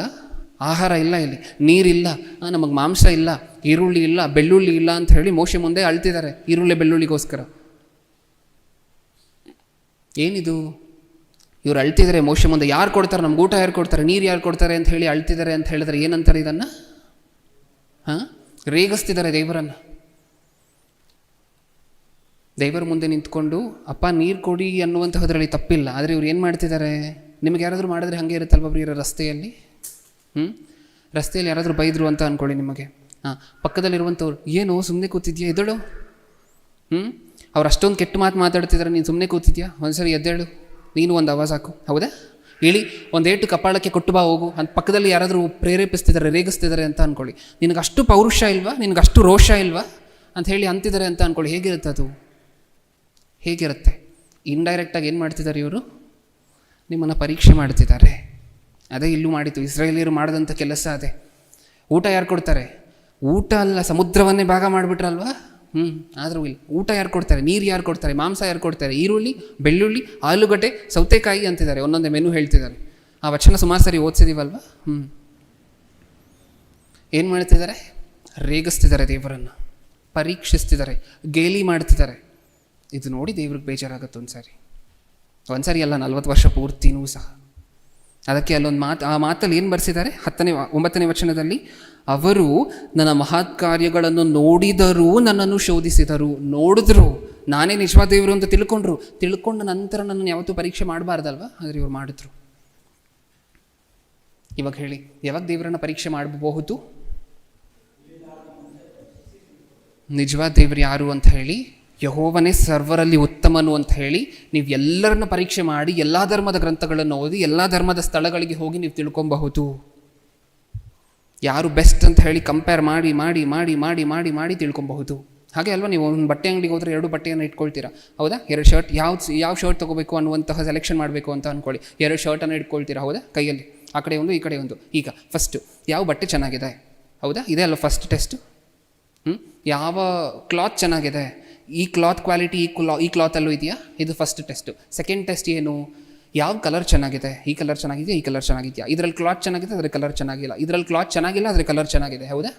ನೆಕ್ಸ್ಟ್ ಟೆಸ್ಟ್ ಏನು? ಸೈಜು ಯಾವುದು ಕರೆಕ್ಟಾಗಿ ಆಗುತ್ತೆ. ನೆಕ್ಸ್ಟ್ ಟೆಸ್ಟ್ ಏನು? ಎಲ್ಲದಕ್ಕಿಂತ ಮುಖ್ಯವಾಗಿರುವಂತಹದ್ದು ಏನು? ರೇಟು, ಹೌದಾ? ಯಾವುದು ಕಮ್ಮಿ, ಯಾವುದು ಚೀಪಾಗಿದೆ, ಯಾವುದು ಬೆಸ್ಟ್ ಆಗಿದೆ. ಇಷ್ಟು ಪರೀಕ್ಷೆ ಮಾಡಿನೇ ಅಲ್ವಾ ತಿಳ್ಕೊಳ್ಳುವಂತಹದ್ದು ಬಟ್ಟೆ ಅಂಗಡಿಗೆ ಹೋದ ನಂತರ. ಈ ಥರ ಪರೀಕ್ಷೆ ಮಾಡಿದ್ರೂ ಪ್ರಾರಂಭದಲ್ಲಿ ರಕ್ಷಣೆ ಮಾರ್ಗದಲ್ಲಿ ಬರುವುದಕ್ಕಿಂತ ಮುಂಚೆ ದೇವರು ಸ್ವಲ್ಪನೂ ಯೋಚನೆ ಮಾಡಲ್ಲ. ಇನ್ನೂ ದೇವರೇ ಪ್ರೋತ್ಸಾಹ ಕೊಡ್ತಾರೆ, ನೀನು ಇದನ್ನು ಟೆಸ್ಟ್ ಮಾಡು, ಈ ಗ್ರಂಥನೂ ಓದು, ತಪ್ಪೇ ಇಲ್ಲ. ಆದರೆ ಬೆಸ್ಟ್ ಯಾವುದು ಅಂತ ಹೇಳಿ ಕೊನೆಯಲ್ಲಿ ನೀನು ತಿಳ್ಕೊಬೇಕು. ಬೆಸ್ಟ್ ಯಾವುದು ಅಂತ ಹೇಳಿ ತಿಳ್ಕೊಂಡ ನಂತರ ಯಾವತ್ತು ಹಿಂದೆ ತಿರುಗಿ ನೋಡಬಾರದು. ಎಷ್ಟು ಜನ ಹಿಂದೆ ಹೋಗಿದ್ದಾರೆ ಗೊತ್ತಾ ಪ್ರಿಯರೇ? ಕ್ರೈಸ್ತವ್ಯದಿಂದ ಎಷ್ಟು ಜನ ಹಿಂದೆ ಹೋಗಿದ್ದಾರೆ ಗೊತ್ತಾ? ಕರುಣಾಕರ್ ಗೊತ್ತಾ ನಮಗೆ? ಕರುಣಾಕರ್ ಗೊತ್ತಾ? ಎಷ್ಟು ಜನ ಕರುಣಾಕರ್ ಗೊತ್ತು? ತೆಲುಗುವಲ್ಲಿ ಯೇಸು ಕ್ರಿಸ್ತರಿಗೆ ವಿರುದ್ಧವಾಗಿ ಸುಮಾರು, ಅಂದರೆ ಕ್ರೈಸ್ತವರು ಅಂದರೆ ಆಗೋದಿಲ್ಲ ಈ ವ್ಯಕ್ತಿಗೆ. ಯಾರಂದರೆ ಆಗೋದಿಲ್ಲ? ಕ್ರೈಸ್ತರು ಅಂದರೆ ಆಗೋದಿಲ್ಲ. ಈ ವ್ಯಕ್ತಿ ಮುಂಚೆ ಏನು ಅಂತ ಹೇಳಿ ಕೇಳಿ ಒಂದು ಸಾರಿ. ಕ್ರೈಸ್ತನೇ. ಇವಾಗ ಒಂದು ಯೂಟ್ಯೂಬ್ ಚಾನಲ್ ಓಪನ್ ಮಾಡಿಕೊಂಡು ಆ ಯೂಟ್ಯೂಬ್ ಚಾನಲಲ್ಲಿ ಬರೀ ಯೇಸು ಕ್ರಿಸ್ತರ ವಿರುದ್ಧ, ಯೇಸು ಕ್ರಿಸ್ತರನ್ನು ಸಾರಿ ಹೇಳುವಂತಹ ಬೋಧಕರ ವಿರುದ್ಧ ಈ ರೀತಿ ವಿಡಿಯೋಗಳು, ಸತ್ಯವೇದದಲ್ಲಿ ತಪ್ಪಿದೆ ನೋಡಿ ಅಂತ ಹೇಳಿ ಎತ್ತಿ ತೋರಿಸುವಂಥ, ಅಂದರೆ ತಪ್ಪಿದೆ ನೋಡಿ ಅಂತ, ತಪ್ಪಿರುವಂತಹದ್ದಲ್ಲ, ತಪ್ಪಿದೆ ನೋಡಿ ಅಂತ ಹೇಳಿ ವ್ಯಕ್ತಿ ಹೇಳುವಂತಹದ್ದೇ ಈ ವ್ಯಕ್ತಿಯ ಕೆಲಸ. ಅಷ್ಟೇ ವ್ಯಕ್ತಿಯ ಕೆಲಸ. ಮುಂಚೆ ಏನಾಗಿದ್ದ? ಕ್ರೈಸ್ತನು. ಈಗೇನು? ಕ್ರಿಸ್ತು ವಿರೋಧಿ. ಹೌದಾ? ಏನಕ್ಕೋಸ್ಕರ ಹಂಗಾದ್ರು? ದೇವರನ್ನು ಪರೀಕ್ಷೆ ಮಾಡಿ ತಿಳ್ಕೊಂಡಿಲ್ಲ, ಅನುಭವಿಸಿ ತಿಳ್ಕೊಂಡಿಲ್ಲ. ಅದಕ್ಕೆ ಒಳಗಡೆ ಬಂದ ನಂತರ ಹೊರಗಡೆ ಹೋದರು. ಇದಕ್ಕಿಂತ ದೌರ್ಭಾಗ್ಯವಾಗಿರುವಂಥ ಪರಿಸ್ಥಿತಿ ಇರೋದಿಲ್ಲ, ಹೌದಾ ಇಲ್ವಾ? ಏಕೆಂದರೆ ಲೋಕದ ಜನರಿಗಾದರೂ ಸ್ವಲ್ಪ ಕ್ಷಮೆ ಇದೆಯೇನೋ, ನಾವು ಒಳಗಡೆ ಬಂದು ಹೊರಗಡೆ ಹೋದ್ವಿ ಅಂತ ಅಂದ್ಕೊಳ್ಳಿ, ಒಳಗಡೆ ಬಂದು ಲೋಕಕ್ಕೆ ಸಂಬಂಧಪಟ್ಟಂಥ ರೀತಿಯಲ್ಲಿ ಬದುಕ್ತಿದ್ದೀವಿ ಅಂತ ಅಂದ್ಕೊಳ್ಳಿ. ಇದಕ್ಕಿಂತ ದೌರ್ಭಾಗ್ಯಕರವಾಗಿರುವಂಥ ಪರಿಸ್ಥಿತಿ ಇನ್ನೊಂದಿರೋದಿಲ್ಲ. ಅದಕ್ಕೆ ಇಸ್ಕರಿಯೋತ ಯೂದನ ಬಗ್ಗೆ ಮಾತಾಡಬೇಕಾದ್ರೆ ಏನಂತಾರೆ ಯೇಸು ಕ್ರಿಸ್ತರು? ಸತ್ಯವೇದದಲ್ಲಿ ಇಸ್ಕರಿಯೋತ ಯೂದನ ಬಗ್ಗೆ ಬರ್ತಿರುವಂತಹ ಮಾತೇನು? ಸುಮಾರು ಕಡೆ ಇಸ್ರಾಯೇಲ್ಯರ ಬಗ್ಗೆ ಇಸ್ಕರಿಯೋತ ಯೂದನಿಗೆ ಬಗ್ಗೆ ಬರ್ಸಿದಾರಲ್ವ. ಏನಂತ ಬರ್ಸಿದ್ದಾರೆ? ಆತನ ಮನೆ ಹಾಳು ಬಿದ್ದು ಹೋಗಲಿ ಒಂದು ಕಡೆ, ಇನ್ನೊಂದು ಕಡೆ ಹುಟ್ಟದಿದ್ದರೆ ಮೇಲಾಗುತ್ತಿತ್ತು. ಹೌದಾ? ಏನು ಅರ್ಥ ಆಗ್ತಿದೆ ನಮಗಿದ್ರಿಂದ? ಬಂದು ಹಿಂದೆ ಹೋಗುವಂತಹದ್ದು ಬರದೇ ಇರುವಂಥವರಿಗಿಂತ ಘೋರವಾಗಿರುವಂತಹ ಪಾಪ. ಬಂದು ಹಿಂದೆ ಹೋಗುವಂತಹದ್ದು ಯಾಕೆ ನಡೆಯುತ್ತೆ? ಪರೀಕ್ಷೆ ಮಾಡಿ ತಿಳ್ಕೊಳ್ತಿಲ್ಲ ದೇವರನ್ನು. ಯಾರೋ ಹೇಳಿದ್ರು ನಂಬ್ತಾ ಇದ್ದೀವಿ, ಕ್ರೈಸ್ತ ಕುಟುಂಬದಲ್ಲಿ ಹುಟ್ಟಿದ್ದೀವಿ, ಚಿಕ್ಕ ವಯಸ್ಸಲ್ಲೇ ದೀಕ್ಷಾಸ್ನಾನ ಕೊಟ್ಟರು, ಇನ್ನೇನು ಮಾಡುವಂತಹದ್ದು ಬೇರೆ ಆಪ್ಷನ್ ಇಲ್ಲ ಅಂತ ಹೇಳಿ ವಾರ ಚರ್ಚ್ಗೆ ಹೋಗಿ ಬರ್ತಾ ಇದ್ದೀವಿ. ಯಾವತ್ತಾದರೂ ಪರಿಶೋಧನೆ ಮಾಡಿದ್ದೀವ? ತಂದೆ ತಾಯಿ ಏನು ಹೇಳ್ಕೊಟ್ರು ಅಷ್ಟೇ. ದೇವರ ಆಸೆ ಅದಲ್ಲ ಪ್ರಿಯರೇ. ನಾವು ಚೆನ್ನಾಗಿ ಪರಿಶೋಧನೆ ಮಾಡಿ, ಯೋಚನೆ ಮಾಡಿ, ಆಮೇಲೆ ಕನ್ಕ್ಲೂಷನ್ಗೆ ಬರಬೇಕು. ಆ ಯೋಚನೆ ಮಾಡುವಂತಹ ಪ್ರೋಸೆಸ್ಸಲ್ಲಿ ನಾವು ದೇವರನ್ನು ಎಷ್ಟು ಕ್ವೆಶ್ಚನ್ ಕೇಳಿದ್ರು ಬೇಜಾರಿಲ್ಲ ದೇವರಿಗೆ. ಆ ಯೋಚನೆ ಮಾಡುವಂತಹ ಪ್ರೋಸೆಸ್ಸಲ್ಲಿ ನಾವು ದೇವರನ್ನು ಎಷ್ಟು ಸಾರಿ ಪರೀಕ್ಷಿಸಿದ್ರೂ ದೇವರಿಗೆ ಪ್ರಾಬ್ಲಮ್ ಇಲ್ಲ. ಎಷ್ಟು ಸಾರಿ ದೇವರನ್ನು ಅನುಮಾನ ಪಟ್ಟರೂ ದೇವರಿಗೆ ಪ್ರಾಬ್ಲಮ್ ಇಲ್ಲ. ಯಾವಾಗ ಪ್ರಾರಂಭದಲ್ಲಿ ಎಷ್ಟು ಸಾರಿ ದೇವರು ಅಂತ ಹೇಳಿದ್ರೆ ಸಂಶಯ ಪಟ್ಟರೂ ಪ್ರಾಬ್ಲಮ್ ಇಲ್ಲ ದೇವರಿಗೆ. ನೀವು ಸಂಶಯ ಪಡ್ಬೋದು, ಅನುಮಾನ ಪಡ್ಬೋದು, ಎಲ್ಲ ಪಡ್ಬೋದಾಗಿತ್ತು ಯಾವಾಗ ದೇವರನ್ನು ತಿಳ್ಕೊಳ್ಳುವುದಕ್ಕಿಂತ ಮುಂಚೆ. ಇವಾಗ ಪರೀಕ್ಷೆ ಮಾಡ್ತೀವಿ ಅಂದರೆ ಏನಾಗುತ್ತೆ? ಇವಾಗ ದೇವರನ್ನು ರೇಗಿಸಿದ್ರೆ ಏನಾಗುತ್ತೆ? ಇಸ್ರಾಯೇಲ್ಯರು ರೇಗಿಸಿದ್ರು. ನಮ್ಮ ಜೀವನದಲ್ಲೂ ಇಷ್ಟು ವರ್ಷಗಳು ದೇವರು ನಡೆಸ್ಕೊಂಡು ಬಂದಿರ್ತಾರೆ. ಕಷ್ಟ ಬಂತು ಅಂತ ಅಂದ್ಕೊಳ್ಳಿ, ಕೂತ್ಕೊಂಡ್ಬಿಟ್ಟಿರ್ತೀವಿ ತಲೆ ಮೇಲೆ ಕೈ ಇಟ್ಕೊಂಡು. ಹೌದಾ? ಏನಂತಿರ್ತೀವಿ? ಇಷ್ಟು ಕಷ್ಟ ಬಂದಿದೆ, ಏನು ಮಾಡೋದಂತಲೇ ಗೊತ್ತಾಗ್ತಿಲ್ಲ ಅಂತ ಹೇಳಿ ಕೂತ್ಕೊಂಡಿರ್ತೀವಿ ಯೋಚನೆ ಮಾಡಿಕೊಂಡು. ಹೌದಾ? ಕಂಡವ್ರ ಮೇಲೆಲ್ಲ ರೇಗಾಡಿಕೊಂಡು. ಅದು ನಿಜವಾಗ್ಲೂ ಯಾರನ್ನು ರೇಗಿಸ್ತಿದ್ದೀವಿ ಗೊತ್ತಾ ನಾವು? ದೇವರನ್ನೇ. ಯಾಕೆ? ಇಸ್ರಾಯೇಲ್ಯರು ಸೇಮ್ ಮಾಡಿತ್ತು, ಅದಕ್ಕೆ ದೇವರಿಗೆ ಕೋಪ ಬಂದಿತ್ತು. ಅಷ್ಟು ಕೊಟ್ಟರೂ ಸಹ, ಕೆಂಪು ಸಮುದ್ರವನ್ನು ಕಣ್ಮುಂದೆ ಭಾಗ ಮಾಡಿದ್ರೂ ಸಹ ಮುಂದೆ ಬಂದು ಈರುಳ್ಳಿ ಬೆಳ್ಳುಳ್ಳಿ ಆಲೂಗಡ್ಡೆಗೋಸ್ಕರ ಅಳ್ತಿದ್ದಾರೆ. ಹೌದಲ್ವಾ? ಹಾಂ, ನಾವೂ ಸಹ ಇಷ್ಟು ವರ್ಷಗಳು ದೇವರು ನಡೆಸ್ಕೊಂಡು ಬಂದಿದ್ದಾರೆ ಅಂತ ಹೇಳಿದ ತಕ್ಷಣ ಒಂದು ದೊಡ್ಡ ಕಷ್ಟನೋ ಚಿಕ್ಕ ಕಷ್ಟನೋ ಬಂತು ಅಂದ ತಕ್ಷಣ ತಲೆ ಮೇಲೆ ಕೈ ಇಟ್ಕೊಂಡು ಯಾರು ಸಾಲ್ವ್ ಮಾಡ್ತಾರೆ? ಆ ಸಂದರ್ಭದಲ್ಲಿ ನಮಗೆ ದೇವರು ನೆನಪೇ ಬರೋದಿಲ್ಲ. ಇಷ್ಟು ವರ್ಷ ದೇವರು ನಡೆಸ್ಕೊಂಡು ಬಂದಿರುವಂತಹದ್ದು ಅಂತ ನೆನಪೇ ಬರೋದಿಲ್ಲ. ಹೌದಾ? ಇಂಡೈರೆಕ್ಟಾಗಿ ದೇವರನ್ನ ಪರೀಕ್ಷೆ ಮಾಡುವಂತಹದ್ದು ಅಂದರೆ ಅದೇ. ನಮ್ಮ ಕಷ್ಟ ಕಾಲದಲ್ಲಿ, ನಮ್ಮ ಕಷ್ಟ ಇರುವಂಥ ಸಂದರ್ಭದಲ್ಲಿ, ಸಂಕಟ ಇರುವಂಥ ಸಂದರ್ಭದಲ್ಲಿ ದೇವರನ್ನು ಮರೆತು ಹೋಗಿ ಇದನ್ನು ಯಾರು ಸಾಲ್ವ್ ಮಾಡ್ತಾರೆ ಅಂತ ಹೇಳಬೇಕಾದ್ರೆ ದೇವರು ನಾವು ಮಾತಾಡುವಂಥ ಮಾತನ್ನೇ ನೋಡ್ತಿದ್ದಾರೆ. ಅದು ರೇಗಿಸ್ತಂಗ ಅಲ್ವಾ? ನಿಮ್ಮ ತಂದೆ ನಿಮ್ಮನ್ನು ಶಾಲೆಗೆ ಕಳಿಸ್ಬೇಕಾದ್ರೆ ಚಿಕ್ಕ ವಯಸ್ಸಿನಲ್ಲಿ ತಿಂಗಳು ಕರೆಕ್ಟಾಗಿ ಸ್ಕೂಲ್ ಫೀಸನ್ನು ಕಟ್ತಿದ್ದಾರೆ. ಓಕೆ, ಈಗ ಇನ್ನೂ 5 ದಿನ ಇದೆ ಸ್ಕೂಲ್ ಫೀಸ್ ಕಟ್ಟೋಕ್ಕೆ. ನೀವು ತಲೆ ಮೇಲೆ ಕೈ ಇಟ್ಕೊಂಡು ಕೂತಿದ್ರೆ ಮಕ್ಕಳಾಗಿ, ಏನಂತ? ಯಾರು ಕಟ್ತಾರೆ ನನಗೆ ಅಂತ ಹೇಳಿ. ಅವಾಗ ಏನನ್ಸುತ್ತೆ ನಿಮ್ಮ ತಂದೆಗೆ? ಇಷ್ಟು ವರ್ಷ ನಾನೇ ಅಲ್ವಾ ಕಟ್ಕೊಂಡು ಬಂದಿದ್ದು, ಇನ್ನೂ 5 ದಿನ ಇದೆಯಲ್ವ ಟೈಮು, ಅದು ನನಗೆ ಗೊತ್ತಿಲ್ವಾ? ಸೇಮ್ ಅದೇ ಮಾಡಿದ್ದು ಇಸ್ರಾಯೇಲ್ಯರು ಸಹ. ನಮ್ಮ ಜೀವನದಲ್ಲಿ ನಾವು ಆ ಥರ ಮಾಡ್ತಿದ್ದೀವಿ ಅಂತ ಹೇಳಿದ್ರೆ ದೇವರನ್ನು ನಾವು ಪರೀಕ್ಷೆ ಮಾಡುವಂತಹದ್ದು ಅಂದರೆ ಬ್ರದರ್, ನಾವು ಯಾವತ್ತೂ ಒಂದು ತುಪ್ಪಟ್ಟವನ್ನು ಇಟ್ಟು ಅದ್ರ ಮೇಲೆ ಮಾತ್ರ ಮಂಜು ಬರಬೇಕು, ಉಳಿದಂತಹದ್ದು ಎಲ್ಲ ಒಣಗಿರಬೇಕು ಅಂತ ಯಾವತ್ತೂ ಹೇಳಿಲ್ವಲ್ಲ ಬ್ರದರ್. ಯಾವತ್ತೂ ನಾವು ಗಡಿಯಾರನ ಹಿಂದೆ ಕಳಿಸಿ ಅಂತ ದೇವ್ರಿಗೆ ಹೇಳಿಲ್ವಲ್ಲ ಬ್ರದರ್. ಹಾಗಾದರೆ ನಾವು ದೇವರನ್ನ ಪರೀಕ್ಷೆ ಮಾಡ್ತಿಲ್ಲ.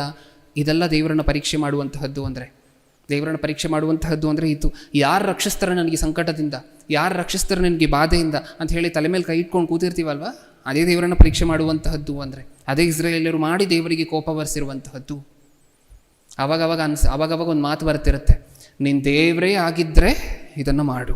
ಹಿಂಗೇನ ಮಾತಾಡುವಂಥದ್ದು ದೇವ್ರ ಮುಂದೆ. ಮುಗಿಸ್ಕೊಳ್ಳೋಣ, ಇನ್ನು 1 ನಿಮಿಷ, ಸಂದೇಶ ಮುಗೀತು. ಓಕೆ, ಏನಂತ ಮಾತಾಡಿರ್ತೀವಿ? ನೀನು ದೇವರೇ ಆಗಿದ್ದರೆ. ಹಳೆ ಒಡಂಬಡಿಕೆಯಲ್ಲಿ ಸ್ವಲ್ಪ ಜನ ಪರೀಕ್ಷೆ ಮಾಡಿದ್ರು ದೇವರನ್ನು. ಎಷ್ಟು ಚೆನ್ನಾಗಿತ್ತು ನೋಡಿ ಅವರ ಪರೀಕ್ಷೆ. ಅವರು ದೇವರ ಮುಂದೆ ಮಾತಾಡಬೇಕಾದ್ರೆ, ತಂದೆ ಇನ್ನು 1 ಸಾರಿ ಮಾತಾಡ್ತೀನಿ, ಬೇಜಾರು ಮಾಡ್ಕೋಬೇಡ, ಇದೊಂದು ಪರೀಕ್ಷೆಯನ್ನು ನೆರವೇರಿಸು. ಎಷ್ಟು ಚೆನ್ನಾಗಿತ್ತು ನಾವು ಮಾತಾಡುವಂತಹ ಮಾತುಗಳು. ನೀನು ದೇವರೇ ಆಗಿದ್ದರೆ ನನ್ನ ಮಗ ಡಿಸ್ಚಾರ್ಜ್ ಆಗಿಬಿಟ್ಟು ಹಾಸ್ಪಿಟ್ಲಿಂದ ಇನ್ನು 1 ಅವರಲ್ಲಿ ಮನೇಲಿರಬೇಕು. ಇದು ನಾವು ದೇವರಿಗೆ ಕೊಡುವಂತಹ ಪರೀಕ್ಷೆ. ದೇವರಿಗೆ ಎಕ್ಸಾಮ್ ಬರೀಬೇಕು. ನಮ್ಮ ಶಾಲೆಯಲ್ಲಿ ನಮ್ಮ ಟೀಚರ್ಗಳು ಗೌರ್ಮೆಂಟ್ ಸ್ಕೂಲ್ ಟೀಚರ್ಗಳು ಬರೆಯೋದಿಲ್ಲ. ಹೌದಾ?